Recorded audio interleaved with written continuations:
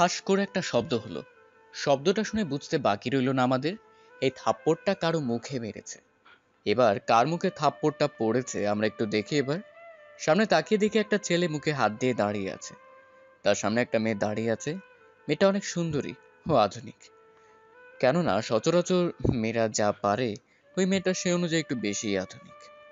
চলুন মেয়েটি কেন ছেলেটিকে থাপ্পড় মেরেছে তা দেখে আসি। তুমি আমাকে মারলে? ওই, তোকে মারবো না তো কি করব? একটু আদর করলেই তো পারো।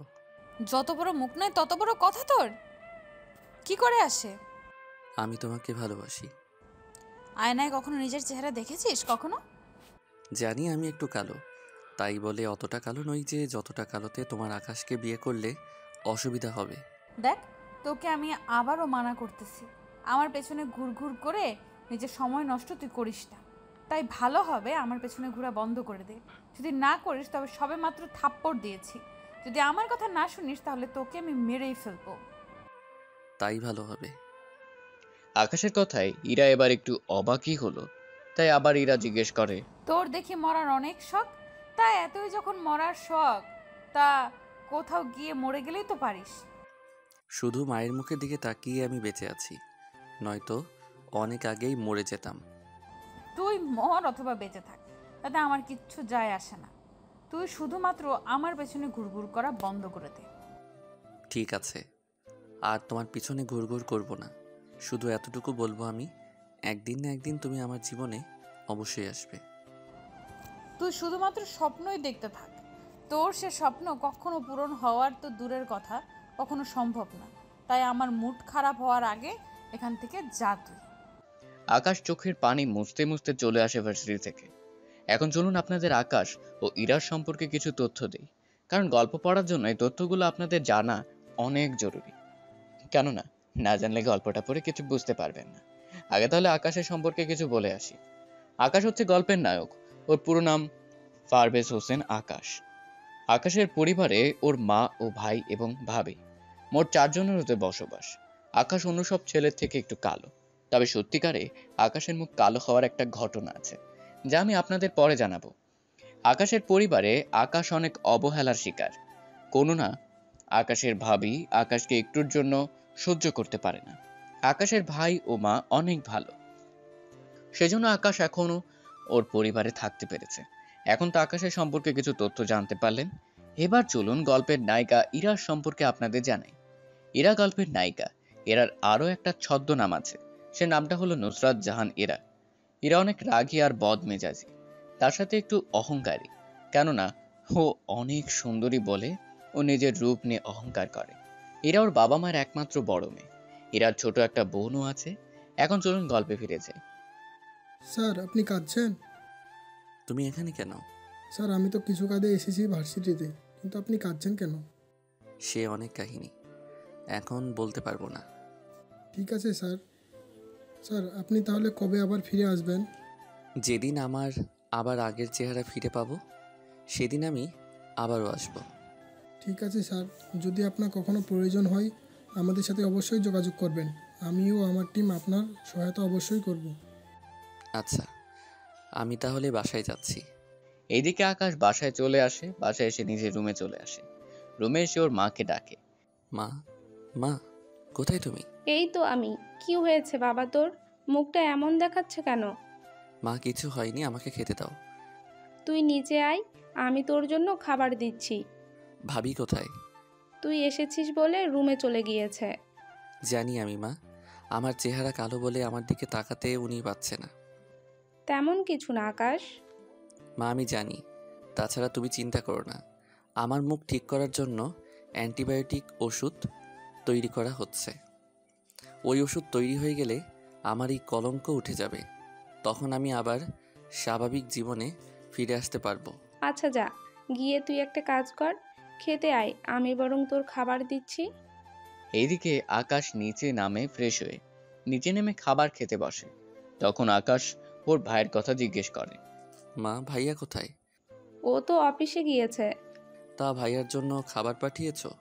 তোর ভাবি এসে খাবার টিফিনে ভরবে, তারপর তোর ভাবি গিয়ে দিয়ে আসবে।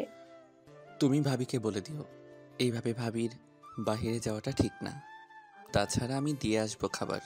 দরকার নেই কারো খবর দেওয়ার। তাছাড়া তুমি কি ভাবছো, আমার স্বামীর চাকরি খাওয়ার এত ইচ্ছে কেন তোমার? ভাবি, কি বলছো কি তুমি? আমি ঠিকই বলেছি। তোমার এই চেহারা যদি অফিসের কেউ দেখে তাহলে তোমার ভাইকে অনেক বিশ্রী বিশ্রী কথা শোনাবে। হয়তো দেখা যাবে তোমার জন্য তোমার ভাইয়ের চাকরিটাও চলে যেতে পারে। তাই আমি গিয়ে দিয়ে আসবো।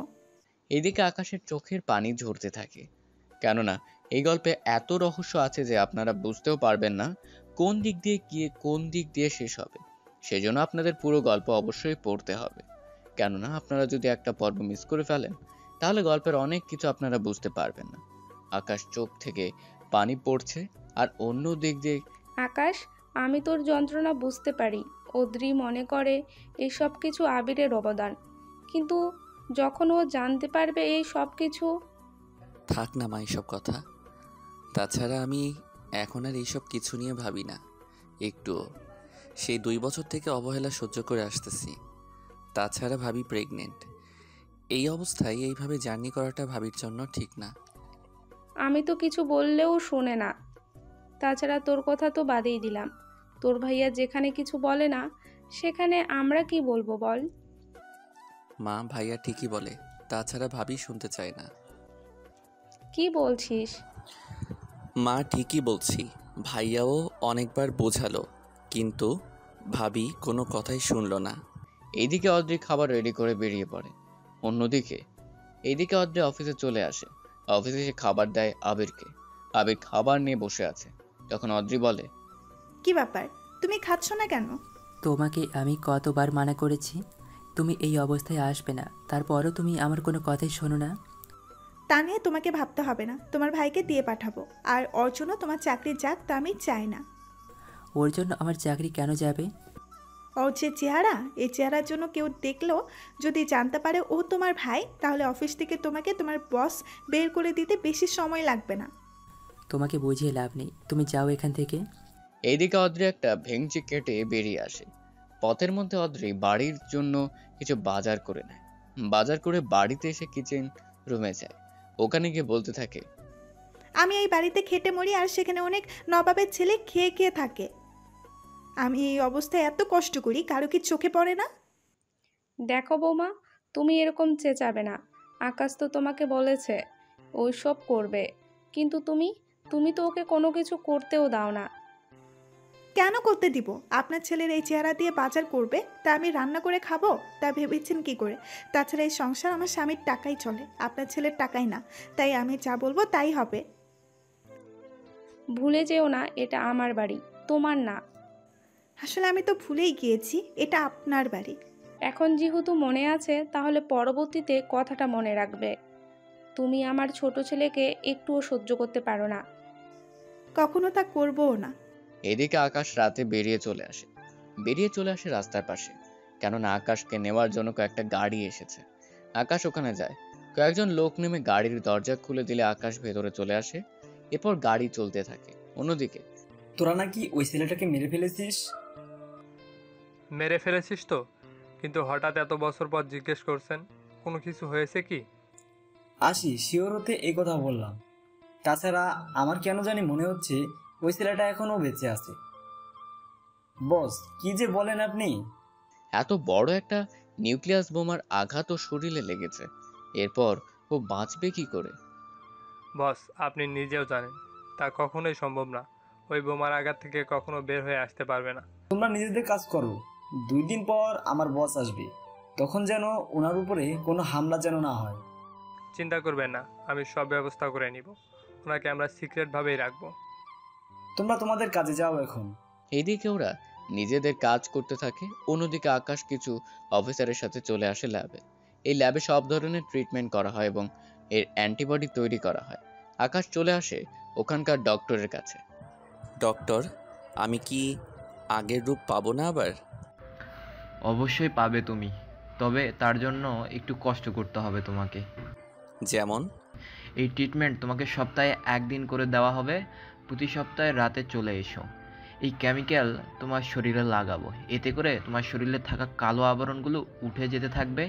তখন তুমি এভাবে আগের রূপে তুমি ফিরে আসবে। তা কয়দিন লাগবে? কেমিক্যালের পরিমাণ বাড়িয়ে দিলে 6 মাস লাগবে, আর যদি কিছুটা কমিয়ে দেই তাহলে 1 বছর। যদি ক্যামিলের পরিমাণ বাড়িয়ে দেন তাহলে তো এটার সাইড ইফেক্ট আছে। ঠিক ধরেছ, এটা সাইড ইফেক্ট হলো তোমার শরীর জ্বলবে, সাথে ক্ষতও হয়ে যেতে পারে। তাহলে 1 বছর না হয় অপেক্ষা করি। তুমি 6 মাস ব্যবহার করার পর এর গুণাগুণ তুমি দেখতে পাবে। ঠিক আছে, তাহলে আপনি কাজ শুরু করেন। এরপর ডক্টর আকাশের ট্রিটমেন্ট করতে থাকে। রাত 1টা বাজে। আকাশ ওখান থেকে বের হওয়ার সময়, আকাশ, একটা কথা খেয়াল রাখবে, এই কেমিক্যাল সকালে গোসলের সাথে পরিষ্কার করবে, এই ক্রিম পরে মেখে নিবে। ধন্যবাদ ডক্টর। ওখান থেকে বের হয়ে আকাশ চলে আসে বাড়িতে। বাড়িতে আসার সময় আকাশ নিজের রুমে চলে আসে, তাও দৌড়িবে। রুমে সে শুয়ে পড়ে। পরের দিন সকালে আকাশ ঘুম থেকে উঠে গোসল সেরে ওষুধ লাগিয়ে নেয়। এরপর রেডি হয়ে বেরিয়ে আসে। মা, আমার খাবার দাও। তুই টেবিলে বস, আমি খাবার দিচ্ছি। তুই একটু অপেক্ষা কর, আমি তোর ভাইয়াকেও ডেকে আনি। ঠিক আছে, যাও। এইদিকে আকাশ অপেক্ষা করতে থাকে। অন্যদিকে কিছুক্ষণ পর আবির আসে। আবির এসে, কী রে, কখন এলি তুই? এই তো কিছুক্ষণ আগে। তা তোমার অফিস কেমন চলতেছে? ভালোই। তা তোর মুখে এইগুলো কি মেখেছিস? কই কিছু না তো। ঠিক আছে, অদ্রি খাবার দিয়ে যাও। এইদিকে অদ্রি খাবার দিয়ে যায়, সাথে এও বলে, দেখো, আমি এই সংসারে 3 জনের বেশি লোকের রান্না করতে পারবো না। তুমি কোন 3 জনের কথা বলতেছ? কার আবার? আমার, তোমার আর মায়ের। তাহলে আমার ভাইয়ের খাবার কেন রান্না করবে? আমি কি জানি? এই সংসার চলে তোমার টাকায়, সেখানে তোমার ভাইয়ের জন্য আমি খাটতে পারবো না। অদ্রি, তুমি কিন্তু অনেক বেশি বলে ফেলছো তুমি। আমি কোনো কথা বেশি বলিনি, শুধু ওকে মনে করিয়ে দিচ্ছি। এত বড় হয়ে গিয়েছে, কাজ করতে পারে না ও? কী কাজ করবে ও? তুমি দেখছো না ও কি অবস্থা হয়েছে? আমি এত কিছু জানি না, আমি এতগুলো লোকের খাবার রান্না করতে পারবো না। এইদিকে আকাশ চোখের পানি ফেলতে ফেলতে খাবার খেতে থাকে। খাবার খাওয়া শেষ করে। ঠিক আছে, কাল থেকে আমাদের বাসায় নতুন আসবে। ও আমার আর ওর খাবার রান্না করবে। ওর জন্য একটা রুম তৈরি করে রেখো। আর কোনো কাজ নেই নাকি? নিজেকে থাকতে দিয়েছি কত না, আবার উনি কিনা কাজ করার জন্য মেয়ে নিয়ে আসবে। কোনো মেয়ে হবে না। তা মেয়ে না আনলে ওর খাবার রান্না করবে কে? রান্না আমি করব, তবে কি? ওকে এই সংসারে মাসে 5,000 টাকা করে দিতে হবে, তাও সংসার খরচ। বাকিগুলো ও নিজের পকেট থেকে খরচ করবে। ঠিক আছে, তাই হবে। কোনো কিছু হবে না। তুমি যদি সবার জন্য রান্না করতে পারো তাহলেই এই বাড়িতে থাকবে, যদি না পারো তাহলে তুমি এই বাড়ি থেকে চলে যাও। কি? তুমি আমাকে এই বাড়ি থেকে চলে যেতে বলতেছো? হ্যাঁ বলতেছি, এটাই শেষ কথা। তাহলে ভালো লাগলে থাকবে, নয়তো চলে যাবে। আকাশ, তুই মন খারাপ করিস না। ভাইয়া, আমি তাহলে এখন ভার্সিটিতে যাই। আমি তোকে নামিয়ে দিই, চল। এইদিকে ওরা বেরিয়ে পড়ে। অন্যদিকে অদ্রি রাগে নিজের রুমে চলে আসে। এই ছেলেকে নিজেকে কিভাবে, আমি তো ওকে এই বাড়ি থেকে বের করেই ছাড়বো, দরকার হলে যতটা নিচেই না নামতে হয় আমাকে। অন্যদিকে আকাশকে ভার্সিটির সামনে নামিয়ে দিয়ে আবির চলে যায় অফিসের দিকে। আকাশ ভার্সিটিতে গিয়ে চলে আসে নিজের রুমে। ওখানে ইরাও ওই রুমে ছিল। আকাশ যাওয়ার পর ইরা তো আকাশকে নিয়ে হাসি ঠাট্টা করছে। দেখ, ওই বিশ্রী ছেলেটা এসেছে। কেন যে স্যার ওকে এখানে পড়ার অনুমতি দিয়েছে বুঝতে পারি না। কিছুক্ষণ পর স্যার এসে ওনার লেকচার শুরু করলো। স্যার লেকচার নিয়ে দিবিয়ে যায়। অন্যদিকে আকাশ যখন রুম থেকে বের হচ্ছিল তখন ইরার সাথে ধাক্কা লাগে। এতে করে ইরা গিয়ে আকাশের মুখে একটা থাপ্পড় মারে। আকাশ মুখে হাত দিয়ে দাঁড়িয়ে আছে। তখন ইরা বলে, ওই ছোট লোকের বাচ্চা, তোর সাহস কি করে হয়? তোর সাহস কি করে হয় আমার সাথে টাচ লাগার? দিলি তো আমার শরীরটা নোংরা করে। তোদের মতো ছেলেকে ভার্সিটিতে ঢুকতে দেয় কে? দেখুন, আপনি কিন্তু একটু বেশিই করতেছেন। কি? তোর যত বড় মুখ নয় তত বড় কথা। দে আর একটা চড়কে আমাদের সাথে এমনভাবে কথা বলার জন্য। না রে, সবে মাত্র একটা দিলাম, আরেকটা না হয় তুই দে। আমি ওকে মেরে আমার হাত নোংরা করতে চাই না। ঠিক আছে, তাহলে আমি না হয় থাপ্পড় দিই। নদী আকাশের মুখে থাপ্পড় দিতে যাবে, আকাশ নদীর হাত ধরে ফেলে। উল্টো নদীকে একটা থাপ্পড় দেয়। এতে করে ইরা, নদী সহ ভার্সিটি থাকা বাকি সবাই অনেক অবাক হয়। এই, তোর এত বড় সাহস, তুই আমাকে মেরেছিস? আমি তোকে ছাড়বো না আজকে। তোকে যদি আমি আজই হসপিটালে না পৌঁছাতে পারি তাহলে আমার নামও নদী না। তোর ভাইকে কল দিয়ে আসতে বল। এখনই দিচ্ছি, তুই এখানে দাঁড়িয়ে থাক, তারপর দেখ তোর কি হাল করি। আমিও দেখি তুই আমার কি হাল করিস। শুধু 10 মিনিট অপেক্ষা কর, তারপর বুঝতে পারবি আমি কি জিনিস। এদিকে আকাশ বসে আছে, অন্যদিকে নদী কাককে যেন কল করেছে। কিছুক্ষণ পর দুইটা গাড়ি ভার্সিটিতে ঢুকে। ওই গাড়ি থেকে 12 জন লোক নামে। ওরা নেমে নদীর কাছে আসে। কি হয়েছে ম্যাডাম, আমাদের ডেকেছেন? তোমাদের সামনে যে ছেলেটা আছে ওকে এমন মার মারবে 2 মাস ও হসপিটাল থেকে বের না হতে পারে। ম্যাম, আপনি কোনো চিন্তা করবেন না, আপনি এখান থেকে যান, আমি ব্যাপারটা দেখতেছি। ইরা চল আমরা যাই, ওরা ওকে উচিত শিক্ষা দিবে। এদিকে ইরা ও নদী ওরা দুজনে গাড়ি নিয়ে বেরিয়ে যায়। অন্যদিকে আকাশ এখনো বসে আছে, তার সাথে ওদের দিকে তাকিয়ে আছে। ওদের মধ্যে কয়েকজনকে আকাশ খুব ভালো করে চেনে, কেননা ওদেরকে আকাশ একবার অনেক মার মেরেছিল। ওদের মধ্যে আবার অনেকে মারাও গিয়েছিল। আবার যারা বেঁচে আছে তাদের মধ্যে অনেক এখন দাঁড়িয়ে আছে এখানে। আকাশ ভালো করে জানে ওদের কোন জায়গায় মারলে ওরা সবচেয়ে বেশি কষ্ট পাবে। তার সাথে হসপিটালে ওদের যেতে হবে। আকাশ বসা থেকে উঠে গিয়ে ওদের সামনে যায়। তোর সাহস দেখে তো আমি সত্যিই অবাক হচ্ছি।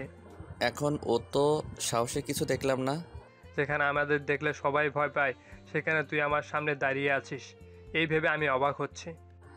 তা তোরা কি এইভাবে কথা বলতে থাকবি নাকি মারামারিও করবি? সত্যিই তোর সাহস আছে। এই, তোরা দাঁড়িয়ে আছিস কেন? মার ওকে।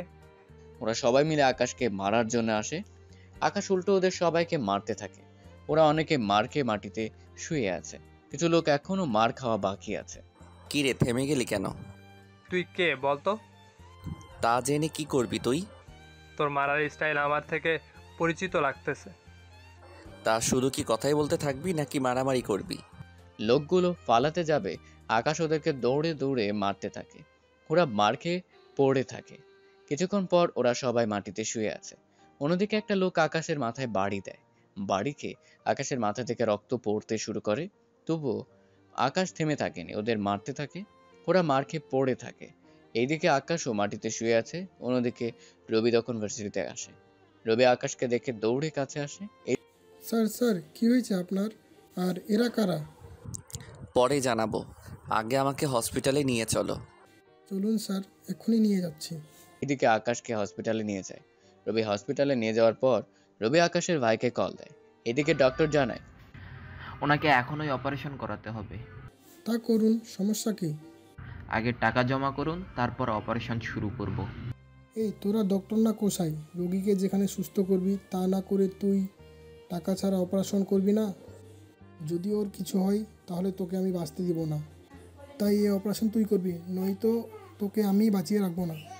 আপনি বন্দুক নিচে নামান, আমি এখনই অপারেশন করতেছি।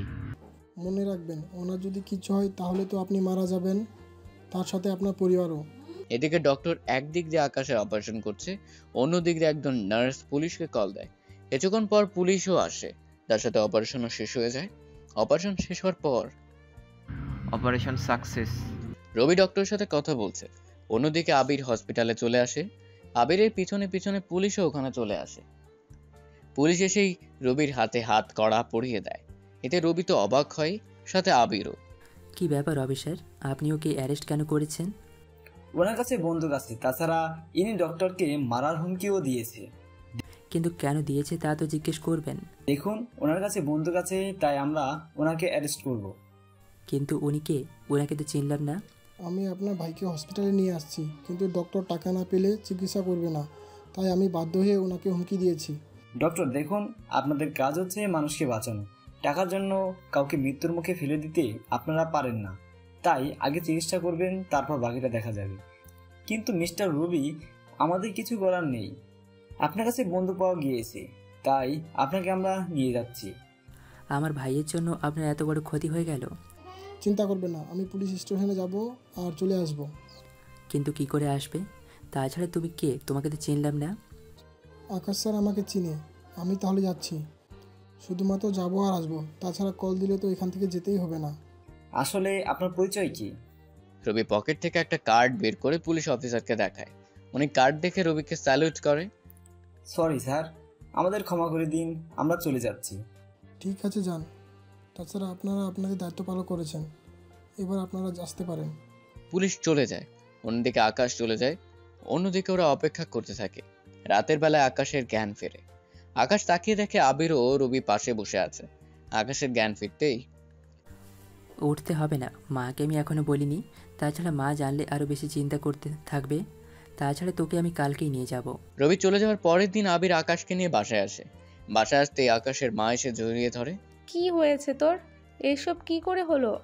তেমন কিছু না, ঠিক হয়ে যাবে। বাইরে মারামারি করে যখন বাড়িতে আসা হচ্ছে, একে তো আমি খেটে মরি, তার উপরে এই আরেকটা ঝামেলা। কোন দুঃখে যে তোমাকে বিয়ে করে এই বাড়িতে এলাম আমি। আকাশ কোনো কথা বলেনি, কারণ এই কথাগুলো শুনতে শুনতে আকাশের অভ্যেস হয়ে গিয়েছে। আকাশ নিজের রুমে যাবে, আবির আকাশের হাত ধরে নিয়ে যেতে থাকে। আকাশ ভালো করে জানে এখন যদি আবার আবির কিছু বলে তাহলে ওর ভাবি এখানে সমস্যা সৃষ্টি করবে। তাই জন্য আকাশের আবির চুপ করে আছে। রুমে নিয়ে গিয়ে আকাশকে বসিয়ে দেয়। তুই এখানে থাক, আমি আসতেছি। কোথায় যাবে ভাইয়া? তোর জন্য খাবার আনতে। তাছাড়া তুই কিছু খেতেও পারিসনি। আবির নিচে যায়। অন্যদিকে আবির খাবার নিয়ে আসে। খাবার নিয়ে গিয়ে আকাশকে খাইয়ে দেয়, সাথে ওষুধও। খাবার শেষে আকাশ ঘুমিয়ে পড়ে। পরের দিন সকালে আকাশ ঘুম থেকে উঠে দেখতে পায় আবির মন খারাপ করে বসে আছে।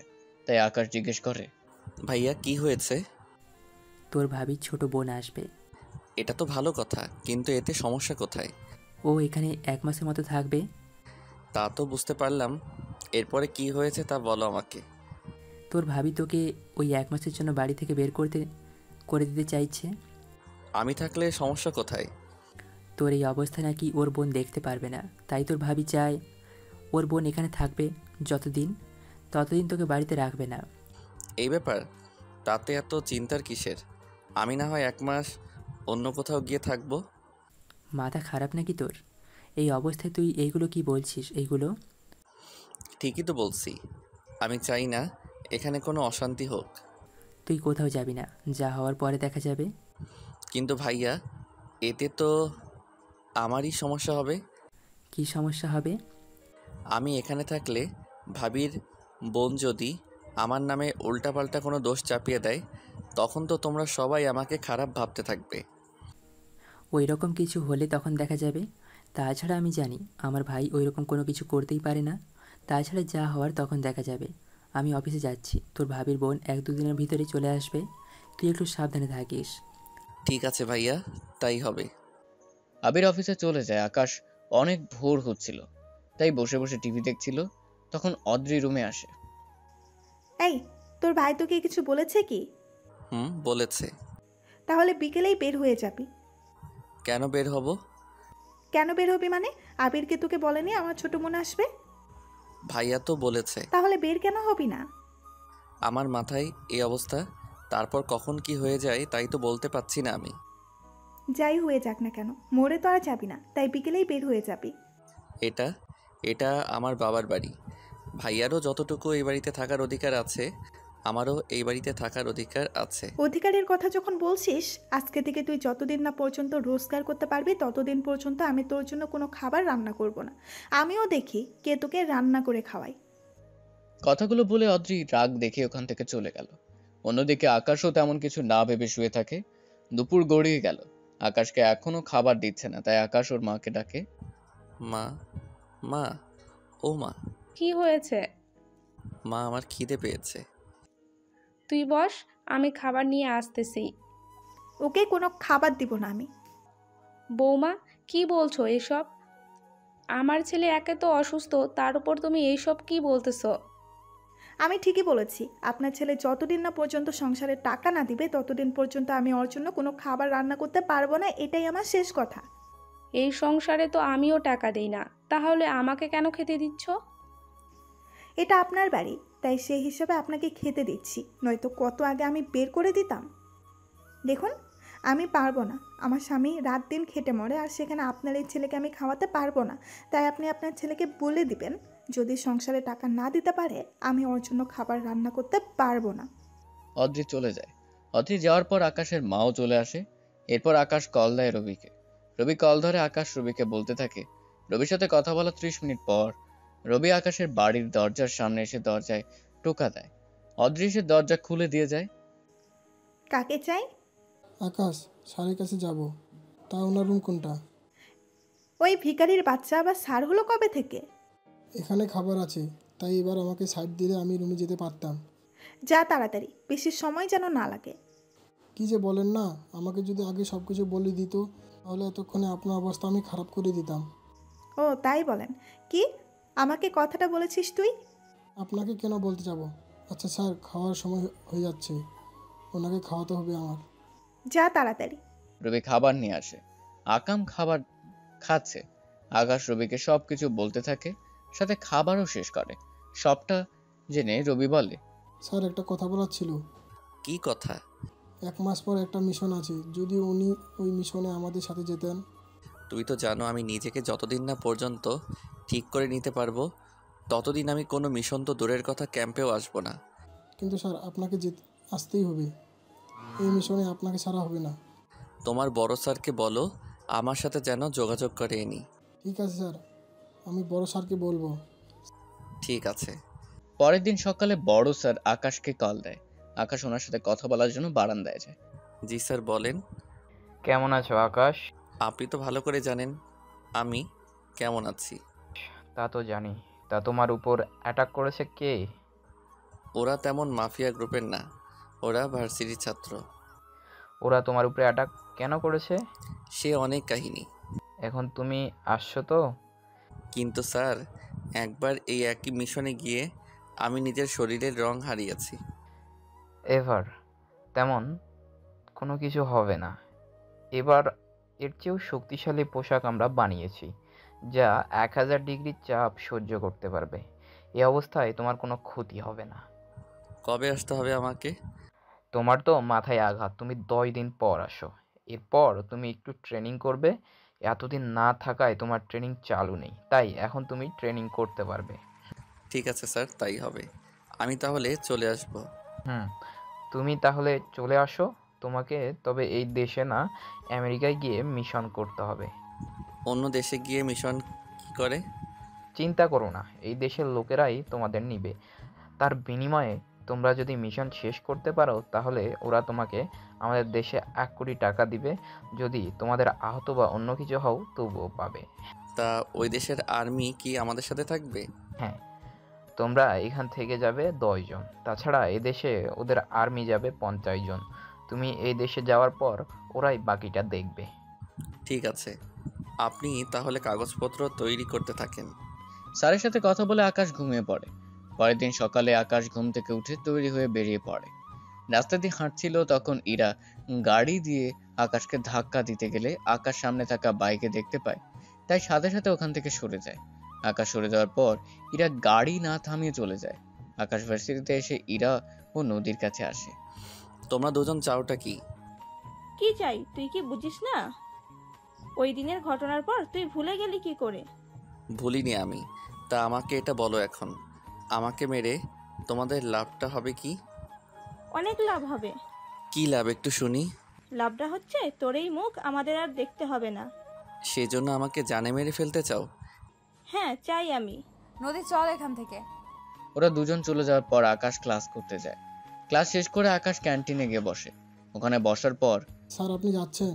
হ্যাঁ, তুমিও তো যাবে। হ্যাঁ স্যার, এই নিন আপনার কাগজপত্র। এইগুলো দাও তাহলে, আমি এখন তাহলে বাসায় যাচ্ছি। ঠিক আছে। আকাশ বাসায় এসেও রুমে চলে আসে। আসার আগে, মা এই নাও 5000 টাকা, এটা ভাবিকে দিয়ে দিও। আর একটা কথা, আমাকে খেতে দাও। আকাশের কথা শুনে ওর মা কান্না করতে থাকে।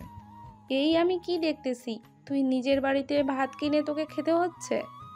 এর চেয়ে বড় কষ্ট আমার জীবনে আর কি আছে? থাক গিয়ে সেসব কথা। আসলে ভাবি আমার এই চেহারা দেখতে চাইছে না, সেজন্য উনি এমন করতেছে। তোর এই সমস্যা না হলে হয়তো এমনটা হতো না। চিন্তা করো না, খুব তাড়াতাড়ি আমি আগের রূপে ফিরে আসব। তাই যেন হয়। এখন তুই রুমে যা, আমি না হয় তোর জন্য খাবার বাড়তেছি। আচ্ছা আমি যাই তাহলে। আকাশ রুমে চলে আসে। রুমে এসে ওর টাওয়াল নিয়ে ওয়াশরুমের দরজা খুলে ভেতরে তাকিয়ে দেখে একটা মেয়ে গোসল করতে। মেয়েটি কোন অবস্থায়, শরীরে কি কি ছিল সেসব বলাটা ঠিক হবে না, তাই আপনারা এসব জানতে চেয়ে না। মেয়েটিও আকাশকে দেখতে পেয়ে জোরে চিৎকার করে ওঠে। আকাশ দরজা বন্ধ করে দিয়ে বিছানার কাছে চলে আসে। আকাশ আসার সাথে সাথেই রোজাও বাইরে আসে। এই তুই কে রে? তার আগে নিজের শরীর তো ঢেকে আসবেন। আকাশের কথায় রোজা এবার ওর দিকে তাকায় এবং রোজা নিজের দিকে তাকিয়ে লজ্জা পেয়ে ভিতরে চলে যায়। 5 মিনিট পর আকাশের মাও অদ্রি রুমে চলে আসে, কেননা আকাশের মা ওর জন্য খাবার নিয়ে আসে। তার সাথে অদ্রি আসে খাবারের টাকা নিয়ে আকাশের সাথে কথা বলার জন্য। কিন্তু ওরা এসে দেখে রোজাও আকাশ আরেকজনের সাথে ঝগড়া করতেছে, তাই অদ্রিকে ওর বোনের কাছে যায়। কি হয়েছে বোন, তুই কান্না কেন করছিস? আপু আপু, এই ছেলেটা আমার। কথাটা শুনেই অদ্রি গিয়ে আকাশের মুখে একটা থাপ্পড় দেয়। আকাশ তো বুঝতে পারছে না কেন থাপ্পড় দিয়েছে। তাছাড়া আকাশের মা বলে, বৌমা, তুমি আমার সামনে আমার ছেলের গায়ে হাত তুলছো? তুলেছি, কি করবেন শুনি। আর রোজা কি হয়েছে, কি করেছে ও? এই ছেলেটা আমাকে লুকিয়ে লুকিয়ে গোসল করে দেখছিল। কি, তোর এত বড় সাহস, তুই আমার বোনের গোসল দেখেছিলি? কথাটা বলে আকাশকে মারতে শুরু করে। আকাশ কয়েকটা মার খাওয়ার পর অদ্রির হাত ধরে ফেলে। এতে অদ্রি বলে, তুই কোন সাহসে আমার হাত ধরেছিলি? তুই মনে হয় ভুলে যাও, এটা গ্রামের ওয়াশরুম না যে উকি দিয়ে দেখা যাবে। এটা শহর। বাথরুমের দরজা বন্ধ থাকলে উকি মারার তো দূরের কথা, পানি ঢোকাও সম্ভব না। তাছাড়া আমি মানছি আমার কিছু ভুল আছে, তার চেয়ে বেশি ভুল হয়েছে তোমার বোনের। কি করেছে আমার বোন শুনি? আমি যখন রুমে আসি তখন ফ্রেশ হওয়ার জন্য আমি ওয়াশরুমে যাই। এই একদম চুপ, কোনো কথা তুই বলবি না। ওয়াশরুমের দরজা খোলা আছে তো কি হয়েছে? তুই দরজা নক করে ঢুকতে পারিসনি?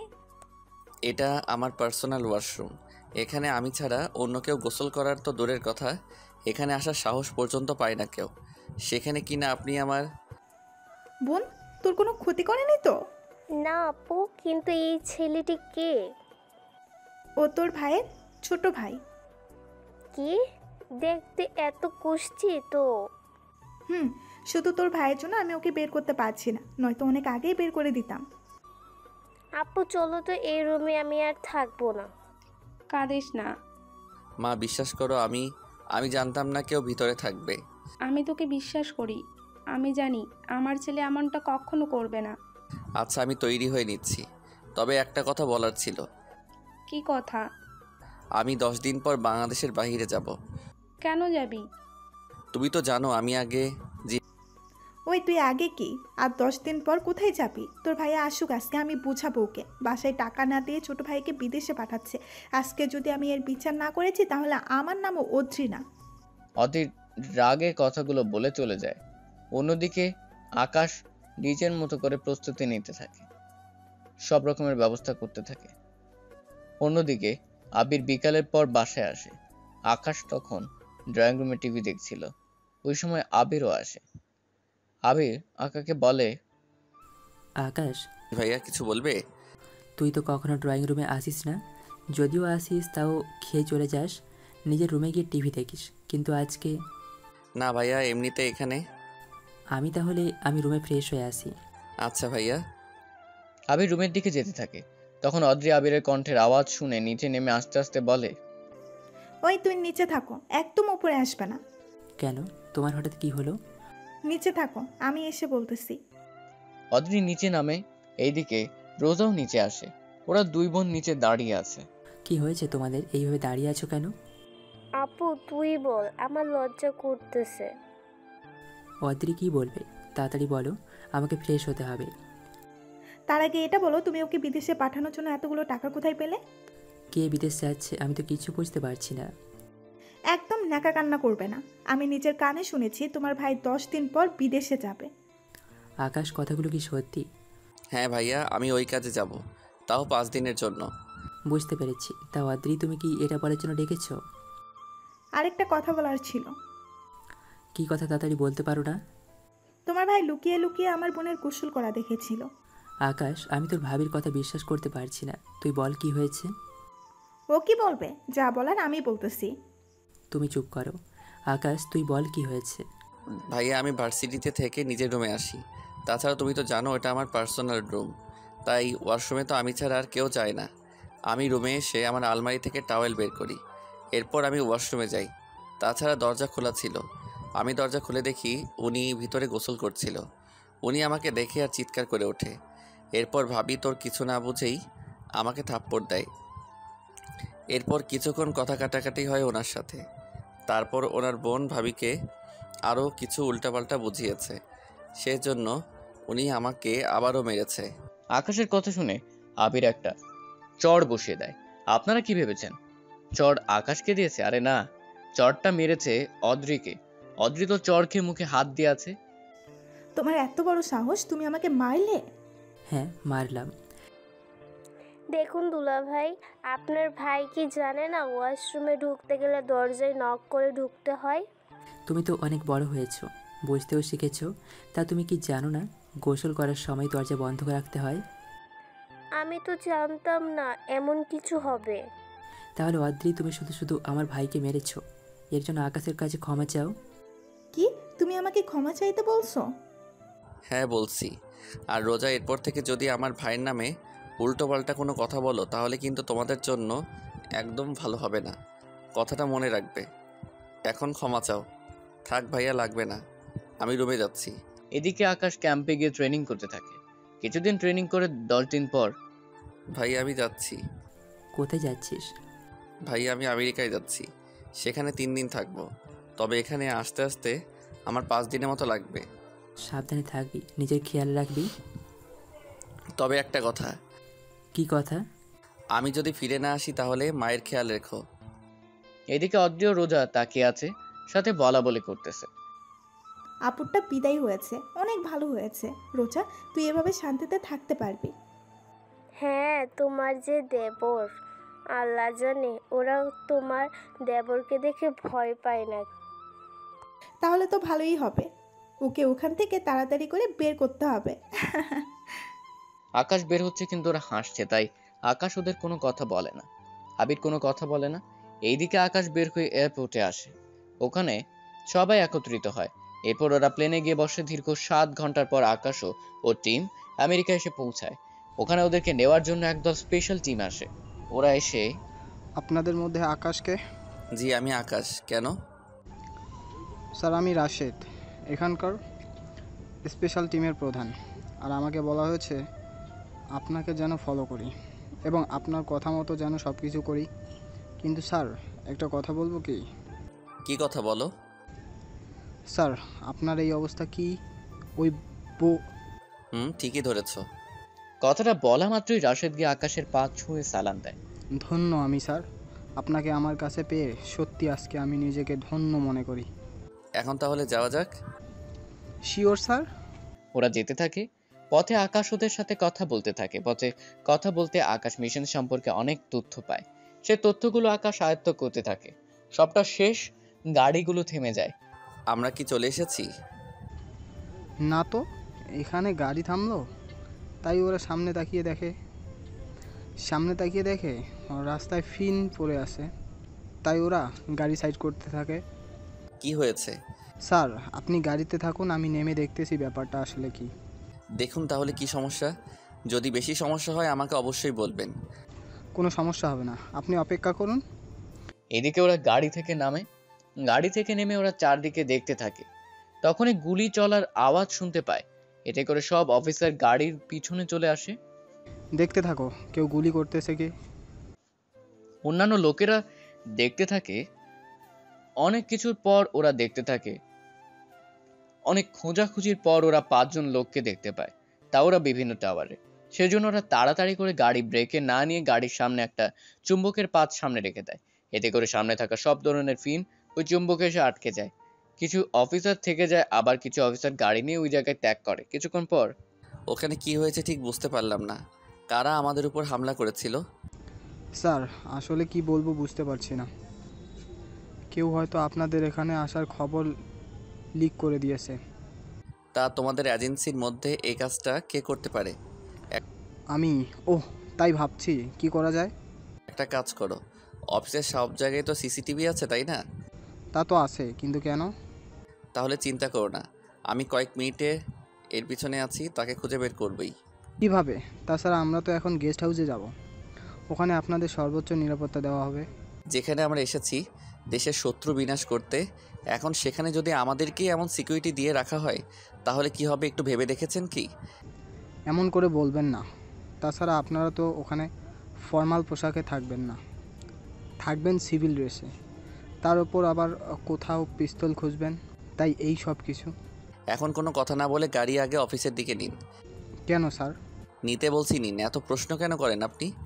ঠিক আছে, গাড়ি তাহলে ওই দিকে নিচ্ছি। কিছুক্ষণ পর ওনারা অফিসে আসে। অফিসে এসে সবার সাথে কথা বলতে থাকে। সবার সাথে সব রকম কথা শেষ করে আকাশ চলে আসে অফিসারের কাছে। ওখান থেকে ওরা কন্ট্রোল রুমে যায়। স্যার, আমরা কন্ট্রোল রুমে কেন যাচ্ছি? কাজ আছে। কি কাজ? তাইলেই দেখতে পাবেন। ওরা কন্ট্রোল রুমে যায়। ওখানে গিয়ে একটা চেয়ারে বসে পড়ে। এরপর আকাশ সব সিসিটিভির মিনিট দেখতে থাকে। এখানে মোটামুটি আকাশ 30 মিনিটের ভিডিও দেখতে পায়। আমি আসার পর থেকে এখনো পর্যন্ত যতগুলো ক্যামেরায় যা যা রেকর্ড হয়েছে সব কিছু আমাকে এখনই দেখাও। কিন্তু স্যার, এইগুলি দেখে কি করবেন? তাছাড়া আমাদের তো গেস্ট হাউসে যেতে হবে। তাহলে এই পেন ড্রাইভে আমি আসার পর থেকে যা যা রেকর্ড হয়েছে সব কিছু আমাকে দিতে থাকো, কোনোটা যেন মিস না হয়। ঠিক আছে, আমি ওকে বলতেছি। এই স্যার যা যা চাইছে ওনাকে সবকিছু দিতে থাকো। 10 মিনিটের মধ্যে সবকিছু দেওয়া শেষ হয়ে গিয়েছে। এবার আকাশ উঠে চলে আসে গেস্ট হাউসে। ওখানে এসে ওরা বিশ্রাম করে। তবে আকাশ বিশ্রাম করার বদলে ল্যাপটপে ভিডিও দেখতে থাকে। ওখানে 5 জনের উপরে আকাশের সন্দেহ হয়। তবে 5 জনের উপর তদারকি করে ওখান থেকে 2 জনকে আকাশ খুঁজে বের করে। রাতে ওরা বিশ্রাম করে। পরের দিন সকালে আকাশ রেডি হয়ে চলে আসে ওদের অফিসে। ওখানে এসে ওখানকার বড় স্যারের সাথে দেখা করে। কেমন আছো তোমরা? জি ভালো। আপনার সাথে আমার কিছু কথা আছে। কি কথা? কথাটা হচ্ছে এই লোকটা কে? ও, এখানকার একজন সিনিয়র অফিসার। তাহলে তো আমাদের মিশন থেকে শুরু করে আমরা কি করব, কোন অস্ত্র ব্যবহার করব, এই সব কিছু উনি জানে, তাই তো? সে তো জানাবেই, কিন্তু তুমি হঠাৎ করে ওর পিছনে পড়েছো কেন? তার কারণ আছে। ওখানে এখানে না ডেকে আপনাদের টর্চার রুমে একটু ডাকুন। আসলে কি হয়েছে তা যদি না বলো তাহলে বুঝবো কি করে? ওখানে আসতে বলেন, তারপর আমি বলবো। ঠিক আছে। কিছুক্ষণ পর আকাশ ওই টর্চার রুমে যায়। ওখানে গিয়ে ওই অফিসারের জন্য অপেক্ষা করতে থাকে। ওই অফিসার আসা মাত্রই ওই অফিসারের হাতে অনেক বড় একটা পিন ঢুকিয়ে দেয়। এতে করে ওই লোকটা চিৎকার করে ওঠে। আকাশ, কি হচ্ছে এসব? তুমি ওর সাথে কি করলে এটা? ওকে জিজ্ঞাসা করুন স্যার, ও কি করেছে। রতন, তুমি কি করছো? বিশ্বাস করুন স্যার, আমি কিছু করিনি। ওহ, বলতেছো ওহ, কোনো কিছু করেনি? তাহলে এই নিন প্রুফ, এই নিন প্রুফ। আপনি নিজে না হয় দেখে নিন উনি কতটা নির্দোষ। এরপর ওনারা ভিডিও দেখতে থাকে। ভিডিও দেখে ওরা অনেক কিছু দেখতে থাকে। সবটা দেখার পর অনেকে সবটা বুঝতে পারে। তুমি আমাদের সবার সাথে এত বিশ্বাসঘাতকতা কি করে করতে পারলে? বিশ্বাস করুন, এই সব কিছু মিথ্যা স্যার।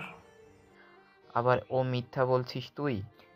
এখন যদি সত্যি কথা না বলিস তাহলে এমন অবস্থা করব যে অপরাধীদের মতো সব কথা বলতে থাকবি। প্লিজ স্যার, আমাকে ক্ষমা করে দিন। আমি কখনো আর এমন কাজ করব না। আমাকে এইবারের মতো মাফ করে দিন, লাস্টবারের মতো ক্ষমা করে দিন। তার আগে যদি সব সত্যি কথা বলিস তাহলে তোকে ছেড়ে দিব। আমি সব সত্য কথা বলবো। বলুন, কি কি জানতে চান? আমি আর আমার টিম এখানে আসার কথা তুই বলেছিস ওদের, তাই না? হ্যাঁ, আমিই বলেছি। তাহলে সবটা যখন বলেছিস তখন মনে হয় আমরা যে অ্যাটাক করব এর বিষয়ে ও সব কিছু বলেছিস। হ্যাঁ, তাও বলেছিস। কি বিশ্বাসঘাতক! তোকে তো আমি... স্যার, কিছু করার দরকার নেই। মিশনে যাওয়ার জন্য যা যা লাগে সব কিছু মনে হয় এই রতনেরই দেখার দায়িত্ব ছিল। হ্যাঁ, সব কিছু তো ওরই ছিল। তাহলে ওই সব কিছু চেঞ্জ করতে থাকেন, কারণ এখানে ব্যবহৃত সব কিছু নকল হতে পারে। যেমন ধরুন বুলেট প্রুফ জ্যাকেট, বন্দুক, বুলেট, বোমা হতে শুরু করে সব কিছু চেঞ্জ করব। কিন্তু মিশনের আর 1 দিন বাকি। এখন চেঞ্জ করতে গেলে তো আমাদের প্রায় 5 দিন সময় লাগবে। তা আমি তো কালকে মিশনে যাচ্ছি না। কি? তাহলে কবে যাব মিশনে? কবে যাব তা আমি আপনাকে পরে বলবো। তাছাড়া আমরা যে মিশনে যাব এই ঘটনা শত্রু পক্ষের সবাই জানে এখন, তাই এই মুহূর্তে আমরা মিশনে যাওয়াটা ঠিক হবে না। ঠিক আছে, তাহলে এখন ওকে কি করব? আপাতত ওনাকে আমরা জেলে আটকে রাখি। ওনার সাথে ওরা যোগাযোগ না করতে পেরে বুঝতে পারবে যে আমরা ওদের কথা জেনে ফেলেছি। এখন মিশন অফ থাকুক। আর এই রতনের থেকে তো আমি সব কিছু জেনেই ছাড়বো। আমাকে ছেড়ে দিন স্যার। তোকে তো ছাড়া হবে না, তুই এমনিতেই অনেক ক্ষতি করেছিস। এছাড়া তোকে বাঁচিয়ে রেখেছি তো অনেক কিছু। এই তোমরা ওকে নিয়ে গিয়ে আটকে রাখো। ওরা রতনকে নিয়ে যায়। রতন চিৎকার করতে থাকে, কিন্তু আকাশ কোনো কথাই শুনেনি। আর নাই স্যার কোনো কথা শুনেছে। কিছুক্ষণ পর বড় স্যার আকাশের সাথে কথা বলতে থাকে। ওকে তুমি বের করলে কি করে? স্যার, এতে বের করার কি আছে? তাছাড়া এখন কি বলবো তাই তো বুঝতে পারছি না। কারণ আমাদের উপর যখন অ্যাটাক হয় তখন আমার সন্দেহ হয়েছিল এর পিছনেই এই খানকারই কোনো না কোনো লোকের হাত অবশ্যই থাকবে।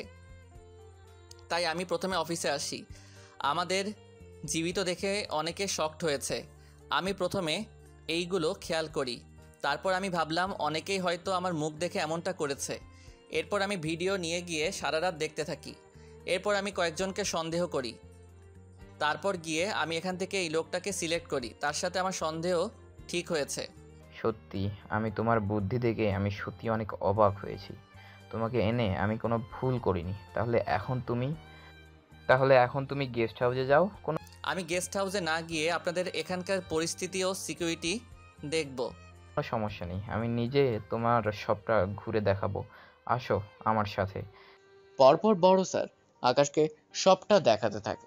আকাশও সবকিছু দেখতে থাকে। সবটা দেখার পর, অনেক সুন্দর আপনাদের সিস্টেম, তবে আপনাদের বিশ্বস্ত লোক রাখবেন যাতে করে আপনাদের সব দিক খেয়াল রাখতে পারে। কিন্তু এরকম বিশ্বস্ত লোক পাওয়াটাই তো কঠিন। আচ্ছা তুমি তাহলে রেস্ট নাও। এদিকে 3 দিন কেটে যায়। আকাশ রতনের থেকে অনেক তথ্য সংগ্রহ করতে পেরেছে। এদিকে আকাশ প্রায় দেশে ফেরার সময় হয়ে এসেছে, তাই আবিরকে কল দেয়। কেমন আছিস? এই তো ভাইয়া, আমি ভালো আছি। তোমরা কেমন আছো? আমরা তো ভালো আছি। তা কবে আসবি তুই?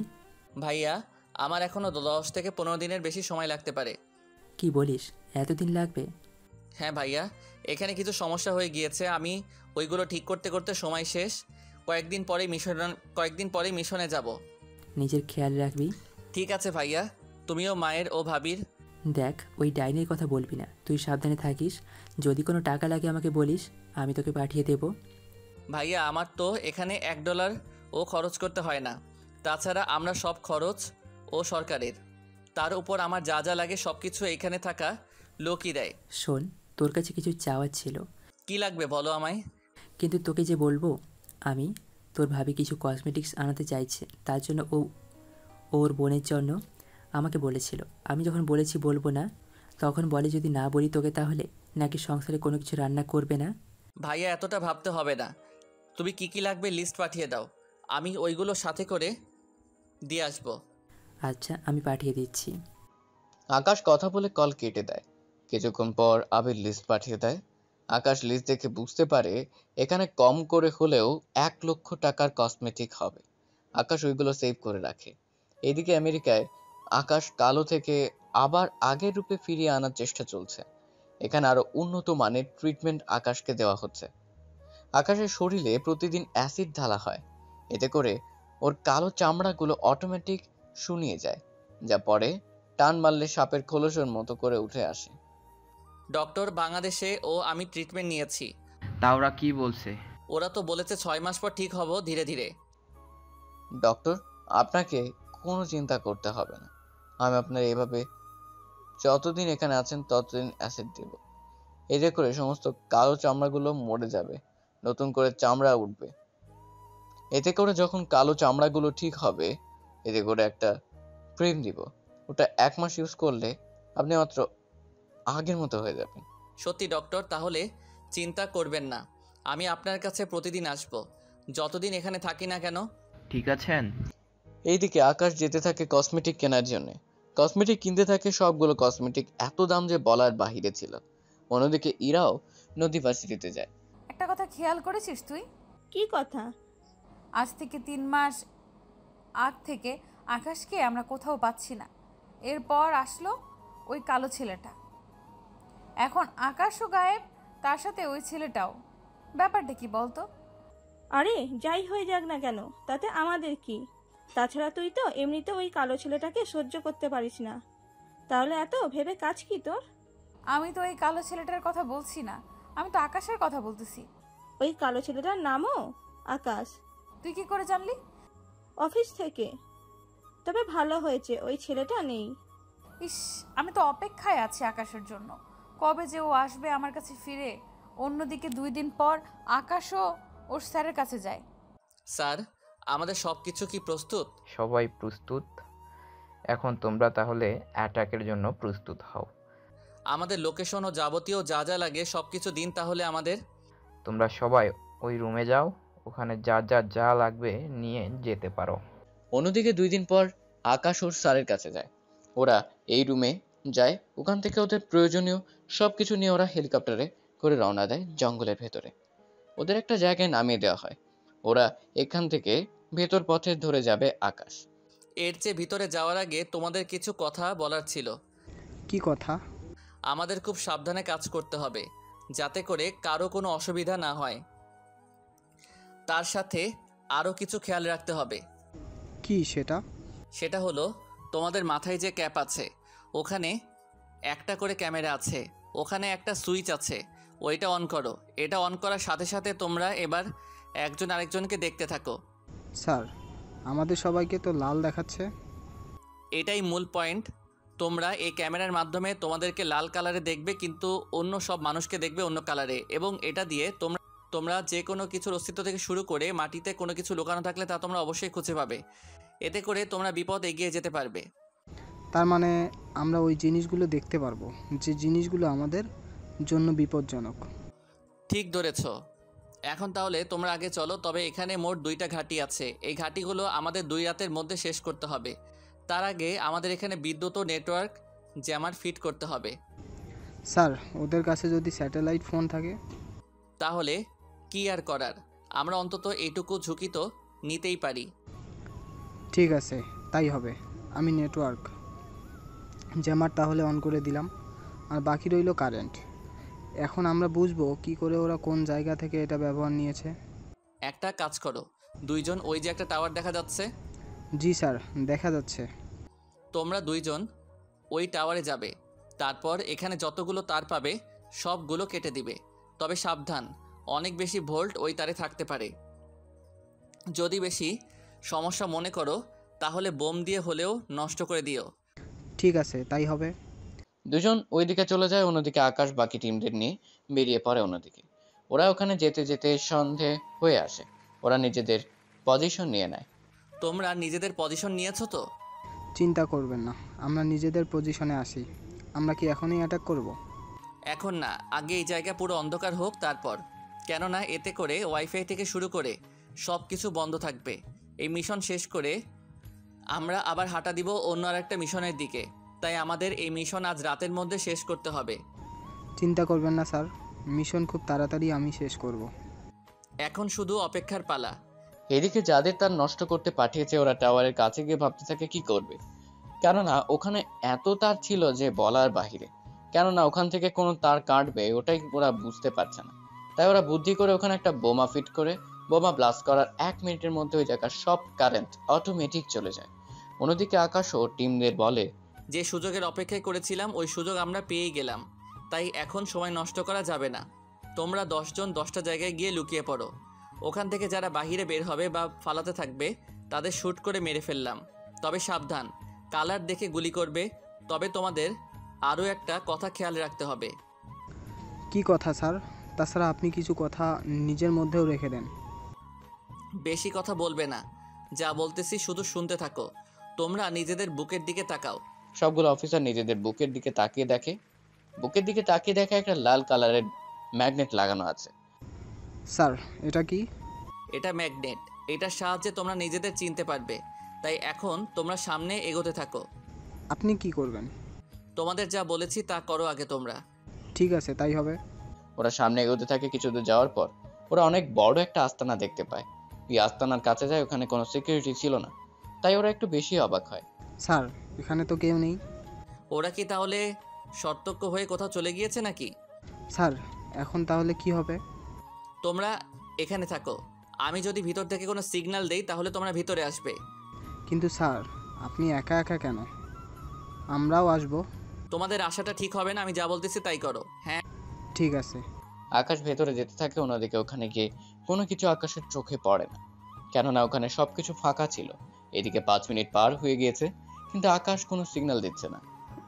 স্যার এখন ও কেন আসছে না বুঝতে পারছি না। তা একবার ভিতরে গিয়ে কি দেখে আসবো স্যার?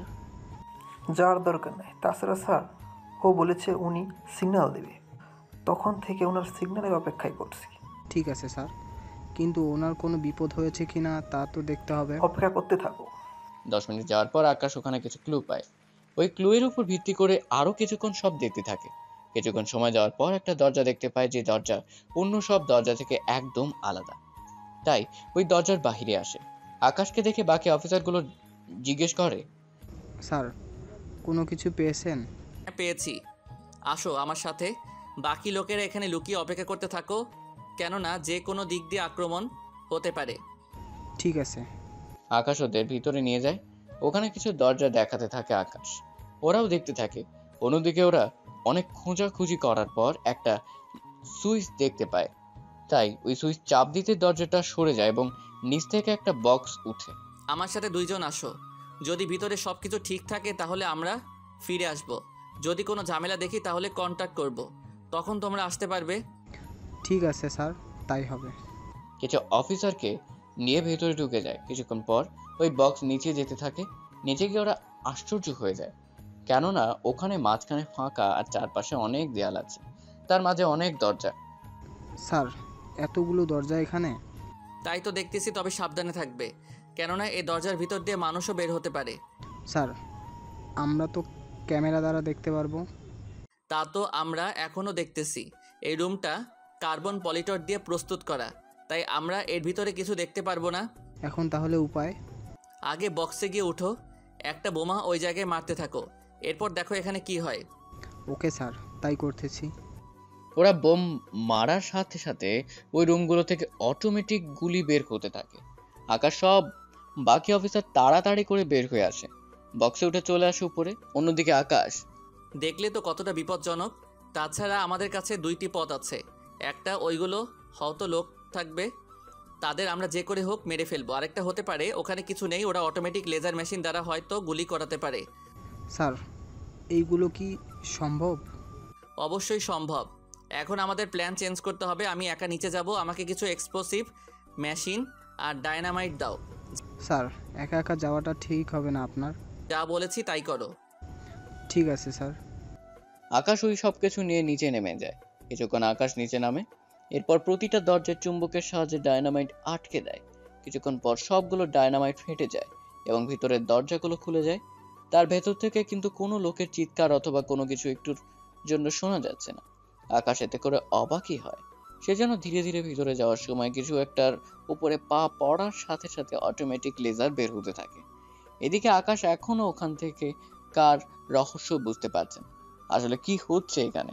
অন্যদিকে বাহিরে ওরা চিন্তা করতে থাকে ব্যাপারটা আসলে কি হয়েছে না হয়েছে এসব কিছু নিয়ে। কিছুক্ষণ পর অনেক কিছু করার পর আকাশ ভিতরে চলে আসে।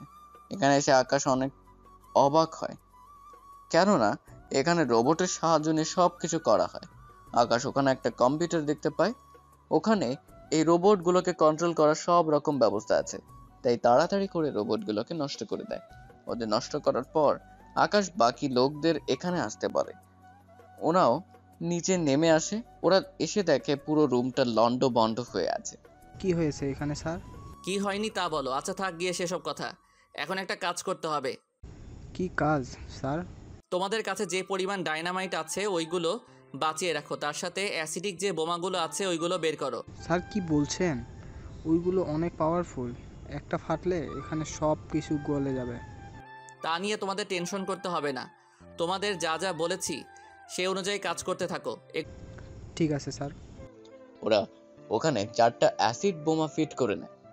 এরপর আকাশ ওদের সবাই নিয়ে বেরিয়ে আসে, তার সাথে ওখানে একটা মাইকও রেখে আসে। বাইরে এসে সবাইকে অ্যালার্ট থাকতে বলে। স্যার আমরা তো বোমা লাগিয়েছি, তাহলে অ্যালার্ট কেমন রাখবো? একটু পরেই দেখবে মূলত এখানে কি হচ্ছে, তাই তাড়াতাড়ি করে নিজেদের পজিশন নিয়ে নাও। ওরা নিজেদের পজিশন নিয়ে নেয়। অন্যদিকে আকাশ একটা মাইক নেয়, যা সরাসরি ভিতরে কানেক্ট করা। আমি তোমাদের 2 মিনিটের সময় দিচ্ছি, যদি তোমরা এর ভিতরে উপরে উঠে না আসো তাহলে বুঝতে পারবে আমি কি করি। তোমাদের সিম্পল হিসেবে তোমরা দেয়ালে তাকিয়ে দেখতে থাকো, ওখানে তোমরা কিছু দেখতে পারবে। ওখানে আছে অ্যাসিড বোমা। এটা যদি একবার ফাটে তাহলে তোমার শরীর গলে গলে নিচে পড়বে। তাই এই রকম ভয়াবহ মৃত্যু যদি না চাও তোমরা তাহলে বেরিয়ে আসো। আকাশ কথা বলে অপেক্ষা করতে থাকেন। এভাবে সবাই একে এসে বের হতে থাকে। অন্যদিকে অফিসারগুলো তো অনেক অবাক হয়। স্যার কি করে করলেন? বেশি জানতে চেও না, শুধুমাত্র দেখেই যাও। ঠিক আছে। এরপর একে একে 20 জন লোক বেরিয়ে এলো। ওদের কাছে কোনো অস্ত্র ছিল না, তবু লুকিয়ে কোনো অস্ত্র এনেছে কিনা তাও ওরা জানে না। সবাই বের হওয়ার পর তোমাদের এখানকার পরিস্থিতি কি, মানে এখানকার রহস্য কি? আমরা কিছু জানি না, তাছাড়া আমাদের যা কিছু বলা হয় তাই আমরা করি। ভিতরে একটা অটো সেন্সর আছে যেটা মানুষের অস্তিত্ব পাওয়া মাত্রই অ্যাক্টিভ হয়ে যায়।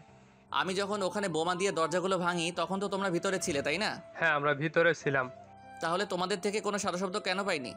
আমাদের আগেই সবটা বুঝতে পেরেছি, তাই কোনো কিছু করিনি। প্লিজ আমাদের ছেড়ে দিন, আমরা আর কোনো কিছু করব না। ছেড়ে দিব একটা শর্তে। কি শর্ত? যদি তুই আমাদের বলে দিস এর ভিতরে আর কি কি লুকানো আছে, সব যদি বলিস তাহলে যেতে দিব। বলতেছি প্লিজ, তবুও আমাদের মারবেন না। তোদের মধ্যে 2 জন আমাকে সব কিছু দেখা, বাকিরা এখানে থাক। এই তোমরা এদের দেখো, যদি কোনো চালাকি করো তোমরা তাহলে কেউই বাঁচবে না। আমরা কোনো চালাকি করব না, তবুও আমাদের কিছু করো না। চলো। ওই লোকগুলো আকাশকে নিচে গিয়ে সবটা দেখাতে থাকে। আকাশও সবটা দেখতে থাকে। কিছুক্ষণ পর আকাশ বেরিয়ে এলে এখানে তেমন কিছু দেখলো না, তাই বেরিয়ে আসলো। তোদের বস কে? বিশ্বাস করুন, আমরা ওনাকে চেনা তো দূরের কথা, আমরা ওনার নামটাও কখনো শুনিনি। সত্যি বলছিস তো? সত্যি বলছি, তবে আমাদের একটা লোক ওকে দেখেছে। সে এখন কোথায়? একটু আগে বোমার জন্য সে মারা যায়। ও শিট, তাহলে এটা বল, তোদের আরও একটা আস্তানা আছে, ওই আস্তানা কোন দিকে তাড়াতাড়ি বলো। আমরা কন্ট্যাক্ট করতে পারি, কিন্তু কোন জায়গা তা বলতে পারি না। তা তোমাদের ফোন ট্র্যাপ করে তো আমরা বের করতে পারবো। তা তো পারা যাবে না। কেন পারা যাবে না? তাছাড়া আমরা তো সচরাচর সবগুলো ফোন ট্র্যাপ করতে পারি। আমাদের ফোন অন্য সব ফোন থেকে অনেকটা আলাদা। কি ফোন তোমাদের? আমাদের ফোন হচ্ছে স্যাটেলাইট, সেজন্য হ্যাক করা সম্ভব না। অফিসার, এদের সবাইকে নিচে ছেড়ে দাও। ঠিক আছে। ওরা খুশি হয়ে নিচে নেমে যায়। ওরা যাওয়ার পর আকাশ ও বাকি টিমগুলো ওই জায়গা থেকে অনেক দূরে চলে আসে, এসে ওই বোমাগুলো অ্যাক্টিভ করে দেয়। এতে করে ভিতরে থাকা লোকগুলো বুঝতে পারে ওদের ধোঁকা দিয়েছে। তাই 1 মিনিট পর ওই জায়গাটা অ্যাসিডে ভরে যায় এবং সবকিছু অটোমেটিক গলতে শুরু করে। অন্যদিকে রতন ও বাকি অফিসার তা দেখে ভয় পেয়ে যায়। ওরা কখনো ভাবেনি এই বোমাটা এরকম আক্রমণ করতে পারে। কিছুক্ষণ পর ওরা জিজ্ঞেস করে, স্যার এটা কি ধরনের বোমা? কেন, এটা কি ভালো না? এত পাওয়ারফুল বোমা আমি তো জীবনেও দেখিনি। আচ্ছা স্যার, এই বোমা যদি খোলা জায়গায় ব্লাস্ট করা হয় তাহলে একবার ভেবে দেখেছেন? এই বোমা খোলা জায়গায় কোনো ক্ষতি হবে না, তবে মানুষ থাকলে তারা গলে যাবে, কেননা এই বোমা কোনো কিছু গলাতে সাহায্য করে। যদি ওখানে কোনো কিছু না থাকে তাহলে গলাবে কি করে? কথা তো ঠিক বলেছেন। তাহলে কি এবার যাওয়া যাবে? হ্যাঁ চলুন স্যার, তবে আমরা এখন কোথায় যাবো এত রাতে? আমরা আজকে রাতে ক্যাম্পিং করব, তাই কিছু লোক পাহারা দিবে, আবার কিছু লোক রেস্ট নেবে। কিন্তু স্যার আর 3 ঘন্টা পর তো ভোর হয়ে যাবে। সমস্যা নেই, ভোর হলেই আমরা অন্য জায়গায় যাব এবং তার সাথে আমাদের হাতিয়ারও চলে আসবে। তাহলে তো ভালোই। কিন্তু স্যার একটা কথা বলবো, আপনি যদি কিছু মনে না করেন। কি কথা বলো আমাকে?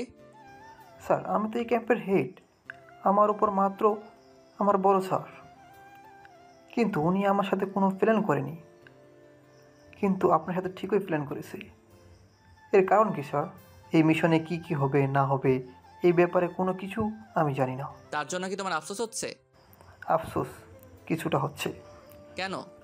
কারণ আমাকে স্যার সবার তথ্য দিচ্ছে না, সেই জন্য।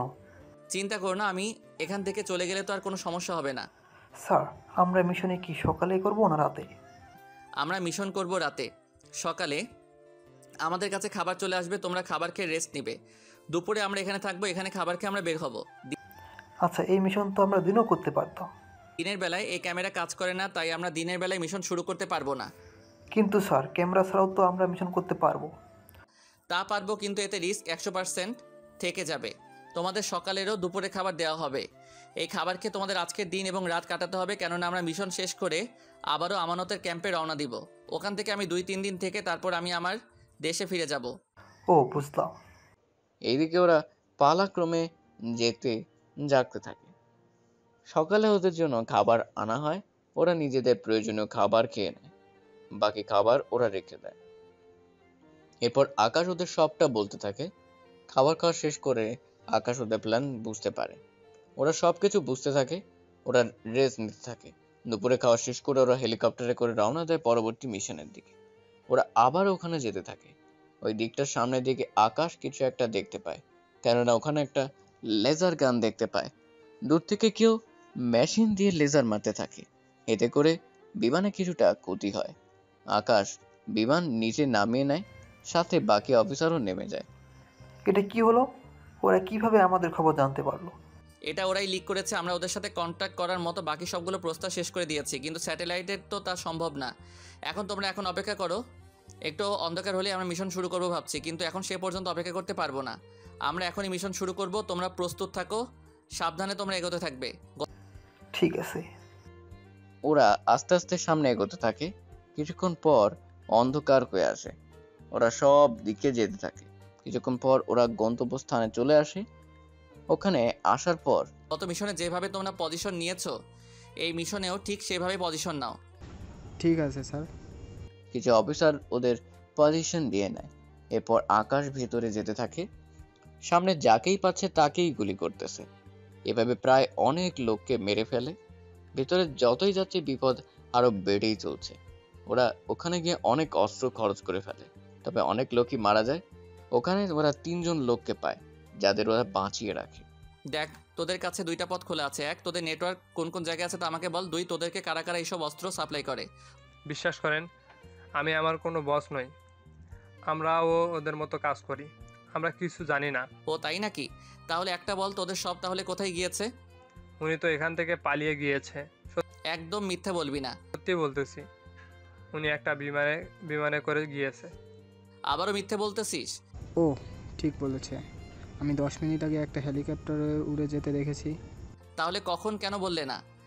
স্যার, আমি তো ভেবেছিলাম ওই বিমান নিয়ে আক্রমণ করবে, তাই আমি ভাবলাম তখন দেখতেই পারবেন, সেজন্য আমি কোনো কথা বলিনি। এই তোরা তাহলে বল, তোদের বস কোথায় থাকে, কোথায় পাওয়া যাবে তাকে? দেখুন, ওনার সম্পর্কে আমরা কিছু জানি না। আপনি যদি আমাদের মেরেও ফেলেন তাও আমরা এটাই বলবো। তাহলে কি করব এখন স্যার? ওখানে যা করেছি তাই করো। ঠিক আছে স্যার। এরপর এই জায়গার মতো এখানেও বোমা দিয়ে সবকিছু গুলিয়ে দেয়। ওখানে সবাইকে মেরে আকাশ চলে আসে ক্যাম্পের ভেতরে। ওখানে গিয়ে বড় স্যারের সাথে দেখা হয়। ওখান থেকে আকাশ চলে আসে গেস্ট হাউসে। ওখানে এসে আকাশ ওর ভাইকে কল দেয়। এইদিকে আকাশ এই দিন এখান থেকে ওর ট্রিটমেন্ট করতে থাকে, কেননা আকাশ এই 10 দিনের ভেতরে ওর চেহারা ঠিক করে তারপর যাবে ওর দেশে। এদিকে 10 দিন পর আকাশ দেশে আসে। আকাশ দেশে এসে চলে আসে নিজের বাড়িতে। বাড়িতে আসার পর অদ্রিও রোজা আকাশকে দেখেও চিনতে পারছে না, কেননা আকাশের আগের চেহারা এখন আর নেই। আকাশকে দেখে ওরা তো অবাক হয়, তার সাথে আকাশও কোনো কিছু বলে না। আকাশ ব্যাগ নিয়ে ভেতরের দিকে যেতে থাকবে, তখন আকাশ ওখানে ইরাকে দেখতে পায়। আকাশ তো অবাক হয়ে ইরাকে দেখে। এইদিকে আকাশের ভাই আবির ওর মাকে নিয়ে হসপিটাল থেকে আসতেছে, কেননা উনি আকাশের চিন্তায় অসুস্থ হয়ে গিয়েছে। এখন পুরো বাড়িতে আকাশ তাকিয়ে আছে ইরার দিকে, অদ্রিও রোজা তাকিয়ে আছে আকাশের দিকে। তার সাথে আকাশ ওর ভাই আর মাকে দেখতেছে। এখন গল্পের ইন্টারেস্টিং হচ্ছে কি হবে এখানে, তা আপনারা জানতে পারবেন সিজন 2 মাধ্যমে। সিজন 2 মাধ্যমে আপনারা জানতে পারবেন আকাশের চেহারা কালো হওয়ার রহস্য, সব কিছু জানতে পারবেন। তাই সিজন 2 পর্যন্ত অপেক্ষা করুন। আকাশ তো অবাক হয়ে ইরাকে দেখে। এইদিকে আকাশের ভাই আবির ওর মাকে নিয়ে হসপিটালের থেকে আসতেছে, কেননা উনি আকাশের চিন্তায় অসুস্থ হয়ে গিয়েছে। এখন পুরো বাড়িতে আকাশ তাকিয়ে আছে ইরার দিকে, অদ্রিও সোজা তাকিয়ে আছে আকাশের দিকে। তার সাথে আকাশ ওর ভাই আর মাকে দেখতেছে। এরপর সবাই অবাক হয়ে তাকিয়ে আছে। আশপাশে শুধুমাত্র আমি ও অদ্রিজা, এরা দুজনকে চিনতে পারছে না।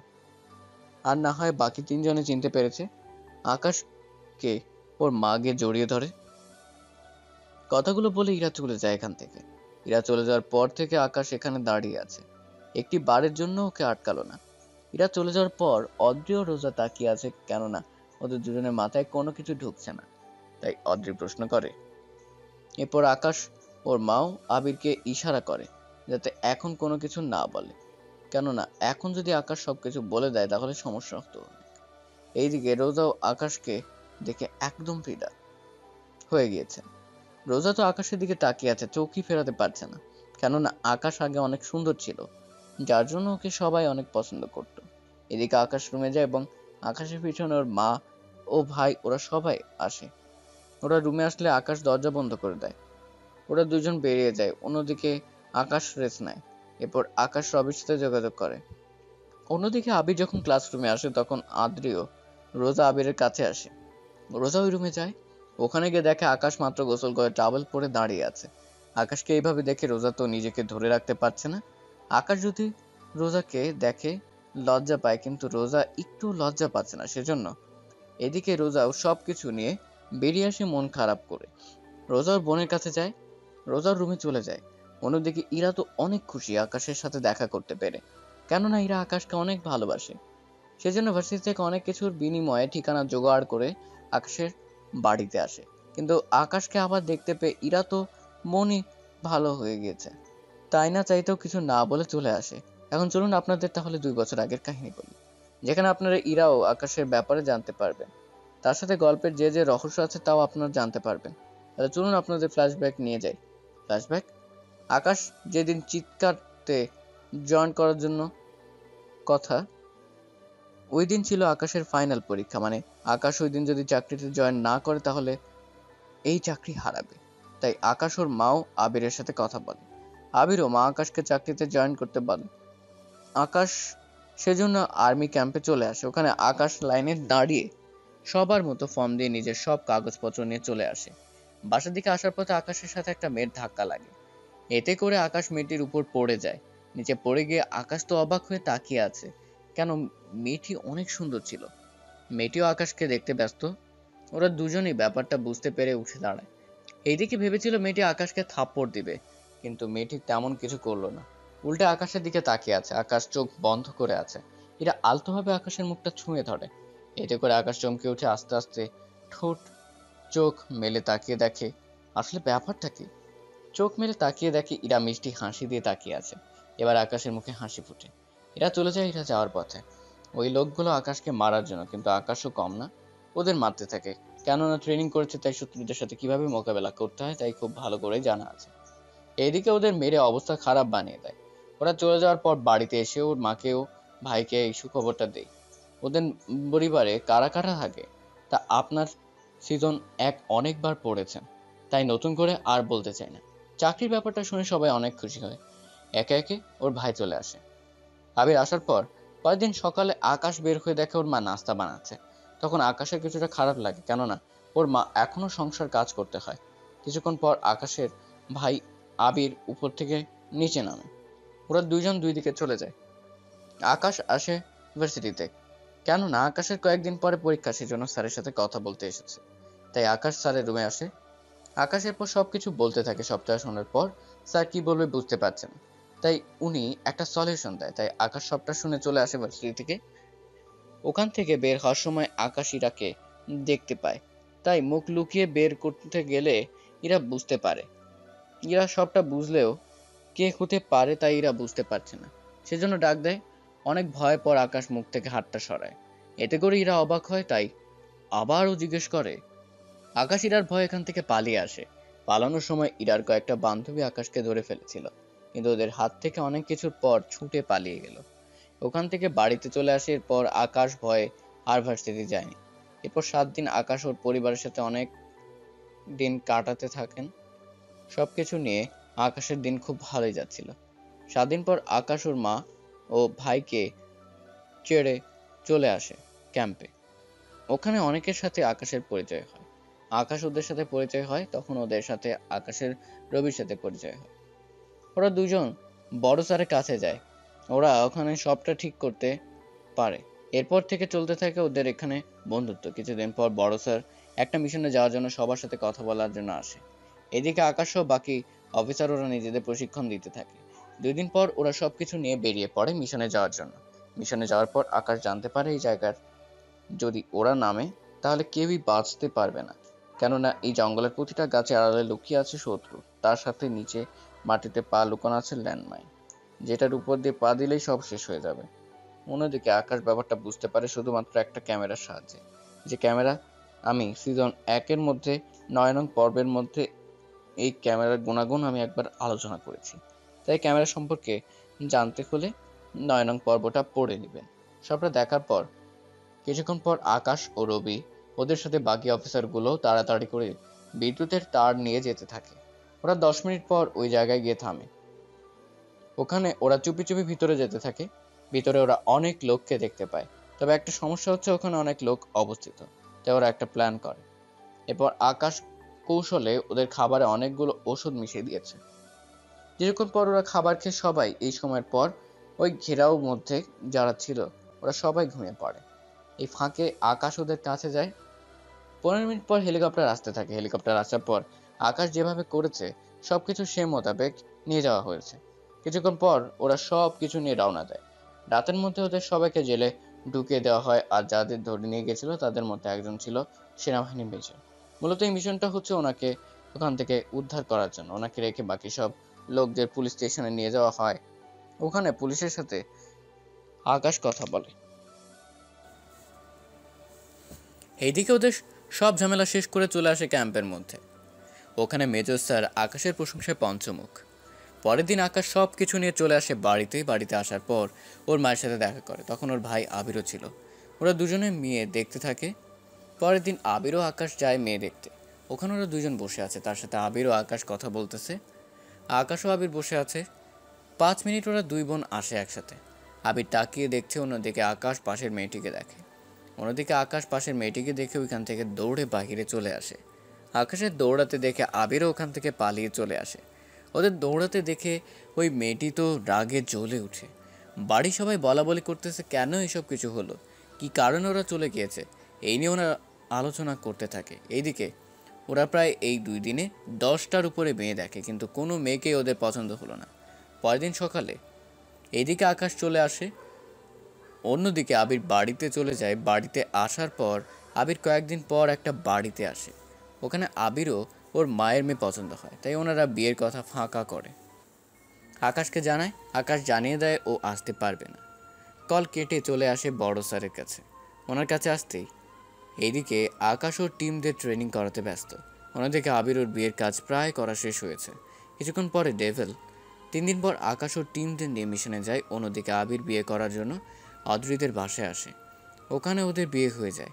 অন্যদিকে অদ্রিও আবির একই রুমে বসে আছে। তখন অদ্রি বলে আকাশ ওর ভাইয়ের সাথে লাস্ট কথা বলে কল কেটে দেয়। এদিকে আবির সংসার জীবনে পা দেয়। অন্যদিকে আকাশ ওই দেশে মিশন কিভাবে করবে না করবে তা নিয়ে আলোচনা করতে থাকে। বাংলাদেশে আবির উঠে যায়। আবির উঠে যাওয়ার পরই রোজাও ওখানে চলে আসে। এদিকে ওদের পরিবার খুব সুখী আছে। এইদিকে আকাশ ওর টিমদের রেডি করে। কিছুক্ষণ পর 50 জন ওখানে নাম লিখে। এই 50 জন লোককে নিয়ে আকাশ বেরিয়ে যায় মিশনের উদ্দেশ্যে। ওদের মিশন হবে এই আইল্যান্ডের ভিতরে। এই আইল্যান্ড মোট 5 কিলোমিটার জুড়ে বিস্তৃত। ওরা খুব সাবধানের সাথে এগোতে থাকে। ওরা যতই যাচ্ছে ততই বিপদ ওদেরকে দাওয়া করে বেড়াচ্ছে, কেননা ডেভিল ওর রুমে বসে পড়ে আইল্যান্ডটা নিয়ন্ত্রণ করছে। কিছুক্ষণ পর ওরা লোক পাঠিয়ে দেয়। এতে করে কিছুক্ষণ পর গাড়ির শব্দ শোনা যাচ্ছে। আকাশের কথায় সবাই একে একে গাছে উঠতে থাকে।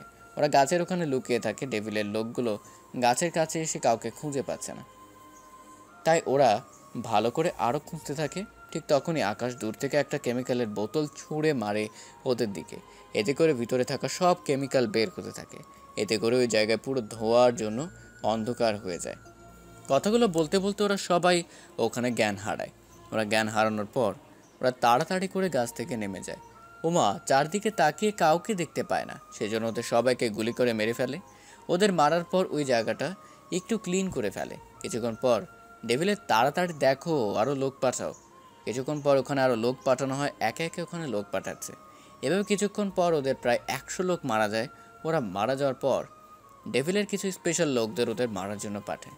ওরা পুরো আইল্যান্ডে মেশিন গান নিয়ে পুরো জঙ্গলে গুলি করতে থাকে। এতে করে পুরো জঙ্গলে আগুন ধরে যায়। আকাশ ও টিম কাজ করতে থাকে। ওরা একে একে সবাইকে মারতে থাকে। এতে করে ওদের ও কিছু লোক মারা যায়।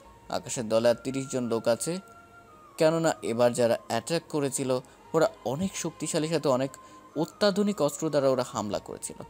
ওরা সামনে যতই যাচ্ছে ততই ওদের কাছে বিপদ এগিয়ে আসছে। এদিকে সামনে যেতে যেতে আকাশের কাছে আর মাত্র 5 জন অফিসার আছে। ওরা মিসাইলের প্রায় কাছে চলে এসেছে। এতটুকু আস্তে আস্তে আকাশের শরীরের কিছুটা দুর্বল হয়ে যায়। এদিকে ডেভিল বুঝতে পারে সে আর বাঁচবে না। তাই ডেভিলের লোকের সাথে কথা বলে ওখান থেকে একটা হেলিকপ্টার উঠে চলে যেতে থাকে। হেলিকপ্টার ওঠার আগে মিসাইল ছেড়ে দেয়। মিসাইল যেতে থাকে। আকাশ ওই মিসাইলের সব কিছু জানে, তাই বাকি অফিসারদের ধাক্কা মেরে পানিতে ফেলে দেয় এবং সামনে থাকা একটা রকেট ওই মিসাইলের দিকে ছুঁড়ে মারে। এতে করে রকেট গিয়ে মিসাইলে লাগে, সাথে সাথে মিসাইল ব্লাস্ট হয়ে যায়। মিসাইল এতটাই পাওয়ারফুল ও তাপ ছিল যে ওর তাপে আইল্যান্ডে থাকা সবগুলো গাছ আগুনে পুড়ে ছাই হয়ে যায়। ওই তাপ এসে আকাশের মুখে লাগে, তাও অল্প একটু। আকাশ ছিটকে পানিতে পড়ে যায়।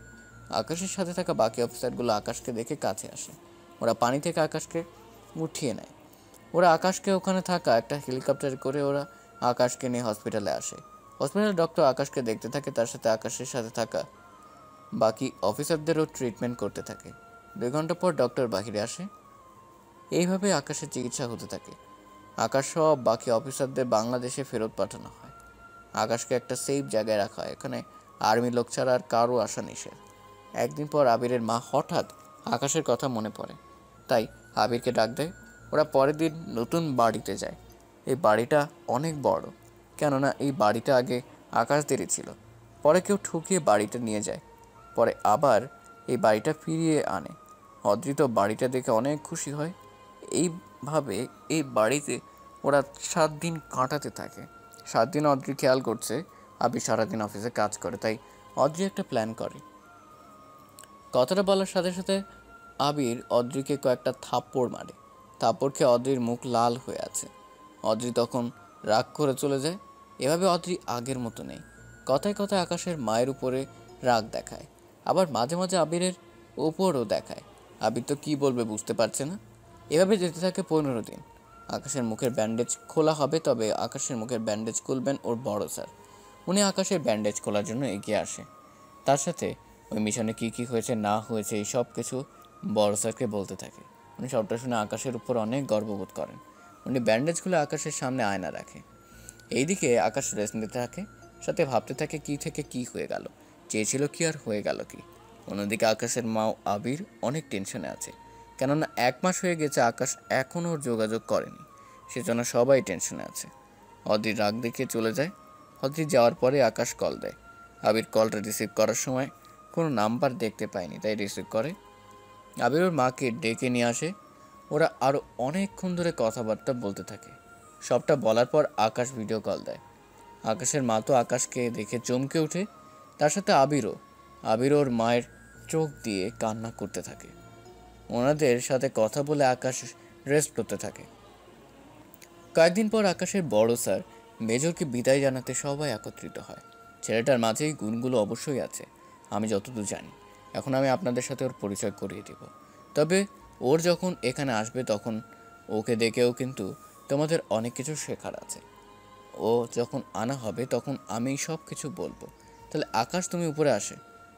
আকাশ তো উপরে যায়। ওখানে আকাশকে দেখে অনেক কিছু ভাবতে থাকে, কেননা আকাশের যে স্থানে শুধু শরীর দেখা যায় ওই জায়গাগুলোতে কালো হয়ে আছে। সেই জন্য অনেকে অনেক কিছু বলাবলি করছে। ওনার কথা শুনে অনেক মাথা নিচু করে বসে আছে। আমি তাহলে সুস্থ হয়ে সবার মাঝে আসবো। ওই দিন আকাশ বিদায় নিয়ে চলে আসে ওখান থেকে। নিজের প্রয়োজনীয় সব কিছু নিয়ে চলে আসে বাড়িতে। তবে বাড়িতে আসার পর নিজের চেহারা দেখে নেয়, যাতে করে কেউ কোনো কথা জিজ্ঞেস না করতে পারে। বাড়ির সামনে এসে আকাশ দরজায় টোকা দেয়। টোকা দেওয়ার পরে আকাশের শত্রুর আবির্ভাব হয়। আকাশ ঘরে ঢুকতে যাবে তখনই অদ্রি বলে। অদ্রির সাথে এইভাবে কথা বলতে দেখে আকাশের মা বের হয়ে আসে। উনি আকাশকে দেখে চিনতে পারে, তার সাথে জড়িয়ে ধরে থাকে, তার সাথে কান্না করতে থাকে। আকাশকে ওর রুমে নিয়ে যায়। আকাশ ফ্রেশ হয়। বিকেলের পর আবির আসে। আবির আসার পর অদ্রির মুখে কথাটা শুনতে পায় যে আকাশ এসেছে, তাই আবির তাড়াতাড়ি করে আকাশের রুমে যায়। আবিরও ওখানে গিয়ে আকাশকে দেখে কান্না করতে থাকে।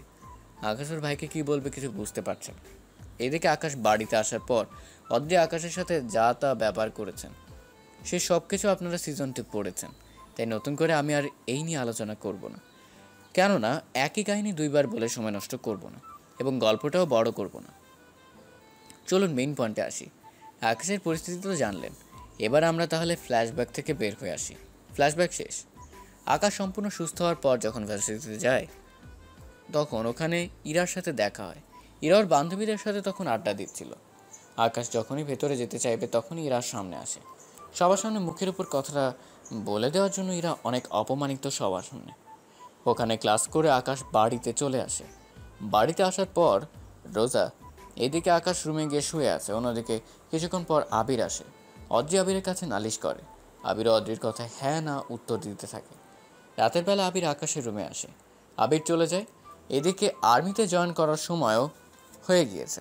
তবে এবার আকাশ যা করবে সব কিছু ডিফেন্সে করবে, মানে আকাশকে ডিফেন্সের কোনো পোশাক পরতে হবে না। ওর কাজ হবে অফিসে এসে কাজ করা এবং মিশনে অংশগ্রহণ করতে হবে। তার সাথে করতে হবে বাড়িতেও থাকতে পারবে, কেননা আকাশ তখন একজন মেজর হবে। সেই জন্য ওর উপরে তেমন কোনো চাপ পড়বে না বাধ্যতামূলকভাবে। 2 দিন পর আকাশ ও ভাই ও মায়ের কাছে দোয়া নিয়ে বেরিয়ে পড়ে। তখন অদ্রি বলে, এদিকে আকাশকে আর্মি ক্যান্টনমেন্টে ফুল দিয়ে বরণ করা হয়। তার সাথে আকাশকে ওর প্রাপ্য চেয়ারে বসানো হয়। আকাশ ওখানে বসে অনেক খুশি লাগছে। আকাশ যেহেতু মিশনে যাবে, মিশন করতে হবে, তাই কোনো প্রেস মিটিং করেনি, কেননা এতে করে আকাশের জন্য ক্ষতি হতে পারে। এইদিকে ডেভিল ও ওর লোক আস্তানায় বসে আছে। এইদিকে আকাশ ওর কাজ করতে থাকে। কাজ শেষ করে বিকেলে বাড়িতে আসার সময় আকাশ কিছু মিষ্টি জাতীয় অনেক কিছু নিয়ে আসে এবং ওর ভাই ও মাকে মিষ্টি খাওয়ায়। আকাশ ওর ভাই ও মাকে সব কিছু বলেছিল। তখন অদ্রি কিছুটা শুনে ফেলে বলে। অদ্রি চলে যাওয়ার পর ওই রুম থেকে চলে আসে। রুমে আসার পর ওখান থেকে চলে আসে। পরের দিন সকালে আকাশ ক্যাম্পের দিকে যাচ্ছিল, তখন রাস্তার ধারে ইরাকে দেখতে পায়। ইরা কয়েকজন লোকের সাথে ঝামেলা করেছিল, তাই গাড়ি থেকে নেমে ইরার কাছে যায়। ওখানে টাকা দিয়ে আকাশ চলে আসে। ইরা তো ওখানে দাঁড়িয়ে আছে, কেননা আকাশ একবারের জন্য টাকা চায়নি ওর কাছে। কখন কোথায় কীভাবে টাকা নেবে ইরা বারবার ডাকছিল, কিন্তু না শোনার জন্য ওর সামনে যায়। ওরা একটা কাশফুলের মাঝে যায়। ওখানে আকাশ ও ইরা বসে আছে। তখন ইরা কাশফুল দিয়ে মালা ও নূপুর বানায়। এইগুলো বাসিয়ে আকাশের হাতে দেয় ওকে পরিয়ে দেওয়ার জন্য। আকাশের কারণ জানতে চায় ইরার কাছে। কথাটা বলে আকাশ ইরা ও আকাশের আগের ছবিগুলো দেখায় একসাথে। ইরা ছবিগুলো দেখে হাসতে থাকে। ইরার হাসির মানে আকাশ এখনও বুঝতে পারেনি। এরা ছবি দেখাতে থাকে। আকাশ সবগুলো ছবি দেখতে থাকে। এক একটা ছবি এক এক রকমের ওদের দুজনের। কোনো রকম কোনো কিছু এডিট করা নেই। আকাশ তো এখনও নিজের চোখকে বিশ্বাস করতে পারছে না। সবটা শুনে ইরার প্রপোজাল আকাশ অ্যাকসেপ্ট করে। ইরার মাথায় মালা পরিয়ে দেয়, সাথে পায়ে নূপুরও পরিয়ে দেয়। এতে করে অনেক খুশি হয়ে যায়। ওরা দুজন দুজনকে জড়িয়ে ধরে। এভাবে কিছুক্ষণ ওরা একে অপরকে জড়িয়ে ধরার পর আকাশ সামনে তাকিয়ে দেখে কতগুলো লোক ভিতর থেকে বের করছে। ওদের বেশিরভাগই লোকের হাতে অস্ত্র ছিল। এরা তো ভয় পেয়ে যায়। ওরা সামনে আসতে থাকে। ওরা আসতেই এরা আকাশকে জড়িয়ে ধরে। ওদের দেখে আকাশের লোকটার কলার চেপে ধরে। কোনো না ওই লোকটা অনেক বাজেভাবে ইঙ্গিত করেছিল ইরার দিকে। ওই লোকটার সাথে আরও 5 জন লোক ছিল। ওদের হাত খালি ছিল, তাই আকাশের বুঝতে বাকি রইল না যে ওদের কাছে কিছুই নেই। তাই আকাশ ওর কলার ধরে। এরাকে গাড়িতে গিয়ে বসতে বলে। এরা ভয়ে ভয়ে গাড়িতে গিয়ে বসে যায়। গাড়িতে বসে যাওয়ার পর আকাশ ওই লোকগুলোর সাথে মারামারি করতে থাকে। এতে করে আকাশও একটা ঘুষি খায় ওদের সাথে। আকাশ অনেক মারতে থাকে। এতে করে ওই ছেলেটাকে আকাশ করে দেয়, তবে পায়ে গুলি। ওরা গুলি খেয়ে চটপট করতে থাকে। এদিকে এরা গাড়ি থেকে বের হলে আকাশের পাশে এসে দাঁড়ায়। এরাকে নির্দেশ দেয় ওই লোকটার গালে জুতা দিয়ে মারার জন্য। ওই লোকটা অনেক চুপচাপভাবে দাঁড়িয়ে আছে, কেননা কিছু করলে যে ওকে মেরে ফেলবে সেজন্য ওরা চুপ করে আছে। এরা ওদের মারা শেষ হয়ে গেল। কিছুক্ষণ পর রবি আসে পুলিশ নিয়ে। আকাশ রবিকে সব কিছু বুঝিয়ে দেয় এবং ওখান থেকে চলে আসে। কিছুক্ষণ পর ওরা বাড়িতে আসে। তখন বিকাল হয়ে যায়। আবিরও বাড়িতে চলে আসে। ইরা, আকাশের মা, ভাবি ও রোজা একসাথে বসেছিল। ওনারা কথা বলছিল। ততক্ষণে কেউ কিন্তু বুঝতে পারেনি এখানে আসলে কি হচ্ছে। আবির আসার কিছুক্ষণ পর আকাশের কথা শুনে ওখানে সবাই অবাক হয়ে তাকিয়ে আকাশ, ইরা ও আবিরকে দেখছে। আকাশের কথা শুনে আবিরও ওর মা খুশি হয়, কিন্তু অদ্রিত রোজা অনেক অবাক হয়, কেননা অদ্রি ভেবেছিল রোজাকে ওর সাথে বিয়ে দেবে, কিন্তু তা দেখে অদ্রি ভালো করে বুঝতে পারে এইদিকে আকাশের মা ও ভাইয়ের ইরাকে অনেক পছন্দ হয়। আকাশ ইরাকে ওর বাড়িতে গিয়ে পৌঁছে দেয়। পরের দিন আকাশের মা ও ভাই ওরা দুজনে গিয়ে ইরাদের বাড়িতে যায়। ওখানে ওদের বিয়ের সব কথাবার্তা বলতে থাকে। ওনারা বিয়ের কথাবার্তা ঠিক করে চলে আসে। পরের দিন আকাশ মিশনে যায়। ওই মিশনে আকাশ যাওয়ার সময় ইরাকে কল দেয়। এইদিকে আকাশ চলে যায় মিশনে। ওখানে রবিও সাথে ছিল। কিছুদিন পর আকাশ আবারও আসে লন্ডনে। ওখানে আবারও আকাশের দেখা হবে ডেভিলের সাথে। ডেভিল বাংলাদেশে আসার আগে যে মিশনের কথা বলেছিল, এই মিশনটা হবে আকাশের সাথে। যদিও আকাশ জানে না কিছু, আর না জানে ডেভিলও। আকাশ সব রকম প্রস্তুতি নিয়ে নিয়েছে। কিভাবে কি করতে হবে না হবে সব কিছু প্ল্যান করতে থাকে ওর বাকি অফিসারদের সাথে। কেননা এই মিশনে অনেক রিস্ক আছে। কেননা এই মিশনটা পানি পথে হবে, যার জন্য সবার লাইফ জ্যাকেট সাথে বন্দুক ও পানি বোমা নেওয়া হয়।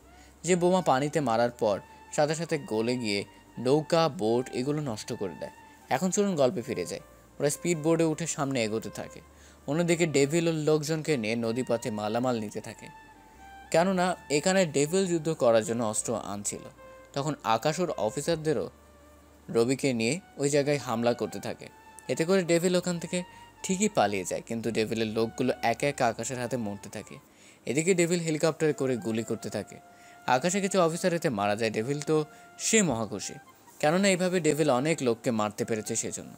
বাকি অফিসারগুলো তাড়াতাড়ি করে পানিতে ডুব দিয়ে নদীর পাড়ে যেতে থাকে। অন্যদিকে ডেভিল কাউকে দেখতে পাচ্ছে না, তাই ডেভিল ভয়ে ওখান থেকে পালিয়ে যায়। এইদিকে ওরা অনেক অস্ত্র ওখান থেকে উদ্ধার করে। ওইসব অস্ত্রগুলো আকাশ সাথে করে তো আর আনতে পারবে না, তাই ওই অস্ত্রগুলো ওই দেশের সরকারের কাছে দিয়ে দেয়। কিন্তু সবচেয়ে বেশি আফসোস ডেভিলকে হাতের কাছে পেয়েও কিছু করতে পারছে না। অনেক আফসোস হয়ে আকাশকে ওর দেশে ফিরে আসতে হয়। তবে আসার আগে ইরার জন্য অনেক শপিং করে, তার সাথে ওর মা ও ভাইয়ের জন্য। বাংলাদেশে আসার পর আকাশ ওর বাড়িতে সব কিছু রেখে চলে আসে ভার্সিটিতে। ইরা দাঁড়িয়েছিল, আকাশ গিয়ে ইরার চোখ ধরে রাখে। আকাশ চোখ থেকে হাত সরিয়ে নেয়। ইরা তো আকাশকে দেখে এত খুশি হয় যা বলার বাহিরে, তাই খুশিতে আকাশকে জড়িয়ে ধরে। একে একে সবার সাথে পরিচয় শেষে ইরাকে নিয়ে চলে আসে শপিংয়ে। ওখানে ইরাকে অনেক কিছু কিনে দিয়ে চলে আসে বাড়িতে। বাড়িতে আসতেই কথাটা বলে আকাশকে বিছানায় ফেলে দিয়ে আকাশের উপরে ঝাঁপিয়ে পড়ে আর চিৎকার করতে থাকে। এতে করে বাড়ির সব লোকজন চলে আসে রুমে। আসার পর আকাশের কথা শুনে অদ্রি ও রোজা দুজনে তো অবাক হয়ে যায়। ওরা কি বলবে ভেবে পাচ্ছে না। এইদিকে দেখতে দেখতে ইরা পরীক্ষা শেষ হয়ে যায়। অন্যদিকে ডেভিলও ও লোকদের নিয়ে বাংলাদেশে চলে আসে, কেননা ডেভিলও আকাশের মধ্যে আরও একবার লড়াই হতে চলেছে, যা আকাশ জানতেও পারছে না। অন্যদিকে আকাশ ও ইরার বিয়ের দিন আস্তে আস্তে ঘনিয়ে এলো। আকাশ ও ইরার সব কিছু ঠিক হতে লাগলো।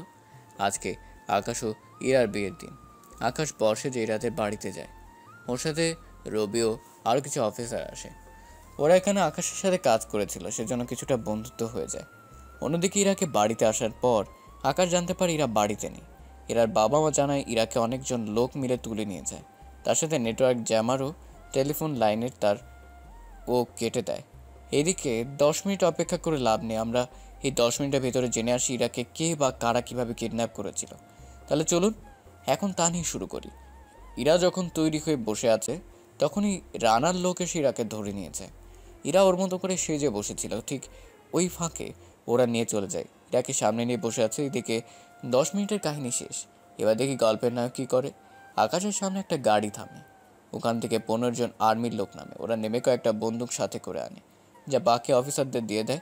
আকাশ বিয়ে বাড়িতে 5 জন অফিসার রেখে বাকি অফিসারকে নিয়ে বেরিয়ে পড়ে গাড়িতে করে। যেতে যেতে মোবাইল ট্র্যাক করতে থাকে। ডেভিল ইরাকে নিয়ে একটা জঙ্গলের কাছে আসে। জঙ্গলের পাশে একটা নদী আছে, যে নদীতে কয়েকটা স্পিড বোট আছে, যেখানে ডেভিল কোনো সমস্যা দেখলে খুব তাড়াতাড়ি করে পালাতে পারে। আকাশের টিমদের নিয়ে চলে আসে সেই জায়গায়। ওখানে প্রতিটা মিশনের মতো আকাশ দুজনকে নিয়ে রেডি করে রাখে বাহিরে। বাকি সবাইকে নিয়ে এগোতে থাকে সে জায়গায়। এদিকে ডেভিল তো দেখতে থাকে, কেননা ওই বাড়ির চারপাশে আছে সিসিটিভি, যেখানে ডেভিল সব কিছু দেখছে এবং ইরাকেও দেখাচ্ছে। এদিকে আকাশ কিছু লোককে মারতে মারতে ভিতরে ঢুকে যায়। ওখানে সবাই খুঁজে খুঁজে মারতে থাকে। এদিকে ডেভিল ইরাকে রেখে ওখান থেকে গুপ্ত একটা দরজা দিয়ে ওখান থেকে পালিয়ে যায়। আকাশ ওই রুমে এসে দেখে ইরাকে বেঁধে রেখেছে। আকাশ যেই ইরার কাছে যাবে, যদি তুমি খোলার চেষ্টা করো তাহলে এটা ফেটে যাবে। এদিকে ইরার শরীরে থাকা বোমাটা নষ্ট করতে ব্যস্ত। অন্যদিকে ডেভিল পালাতে গেলে কিছু অফিসার ডেভিলের পায়ে গুলি করে। ডেভিল চিৎকার করে ওঠে। অফিসার ডেভিলের কাছে আসে এবং ডেভিলকে নিয়ে চলে আসে আকাশের কাছে। কিছুক্ষণ পর আকাশ ইরাকে নিয়ে বের হতে যাবে, তখন ডেভিল বলে। ডেভিলকে ওখানে রেখে আকাশ, ইরাও বাকি অফিসারকে নিয়ে বেরিয়ে আসে। আসার সময় ঘরে বোমা রেখে দেয়, যে বোমার আঘাতে ডেভিল সব বাকি লোকেরা মারা যায়। ইরাকে নিয়ে বিয়ে বাড়িতে আসার পর সবাই অনেক খুশি হয়ে যায়। ইরাও খুশি হয়, বিয়ের পেটিতে বসে। কাজী সাহেব বিয়ে পড়াতে থাকে। বিয়ের শেষ, ইরাকে নিয়ে বাড়িতে আসে আকাশ। কথাটা বলে দুইজন দুইজনকে জড়িয়ে ধরে। এখানে আপনাদের কিছু কথা বলি, কালো বলে নিজের পরিবারে কাউকে অবহেলা করবেন না, কেননা বলা তো যায় না কখন কোন ছেলের কপালে কী লেখা থাকে, তা কেউ জানে না। তাই কখনো কাউকে অবহেলা করবেন না। গল্পটা কার কেমন লেগেছে তা আমি জানি না, কেন পুরো গল্পের আর্মির কাহিনী কমিয়ে দিয়ে কালো হওয়ার বিষয়টা বেশি উল্লেখ করেছি। তাই সবাই ভালো থাকবেন, সুস্থ থাকবেন।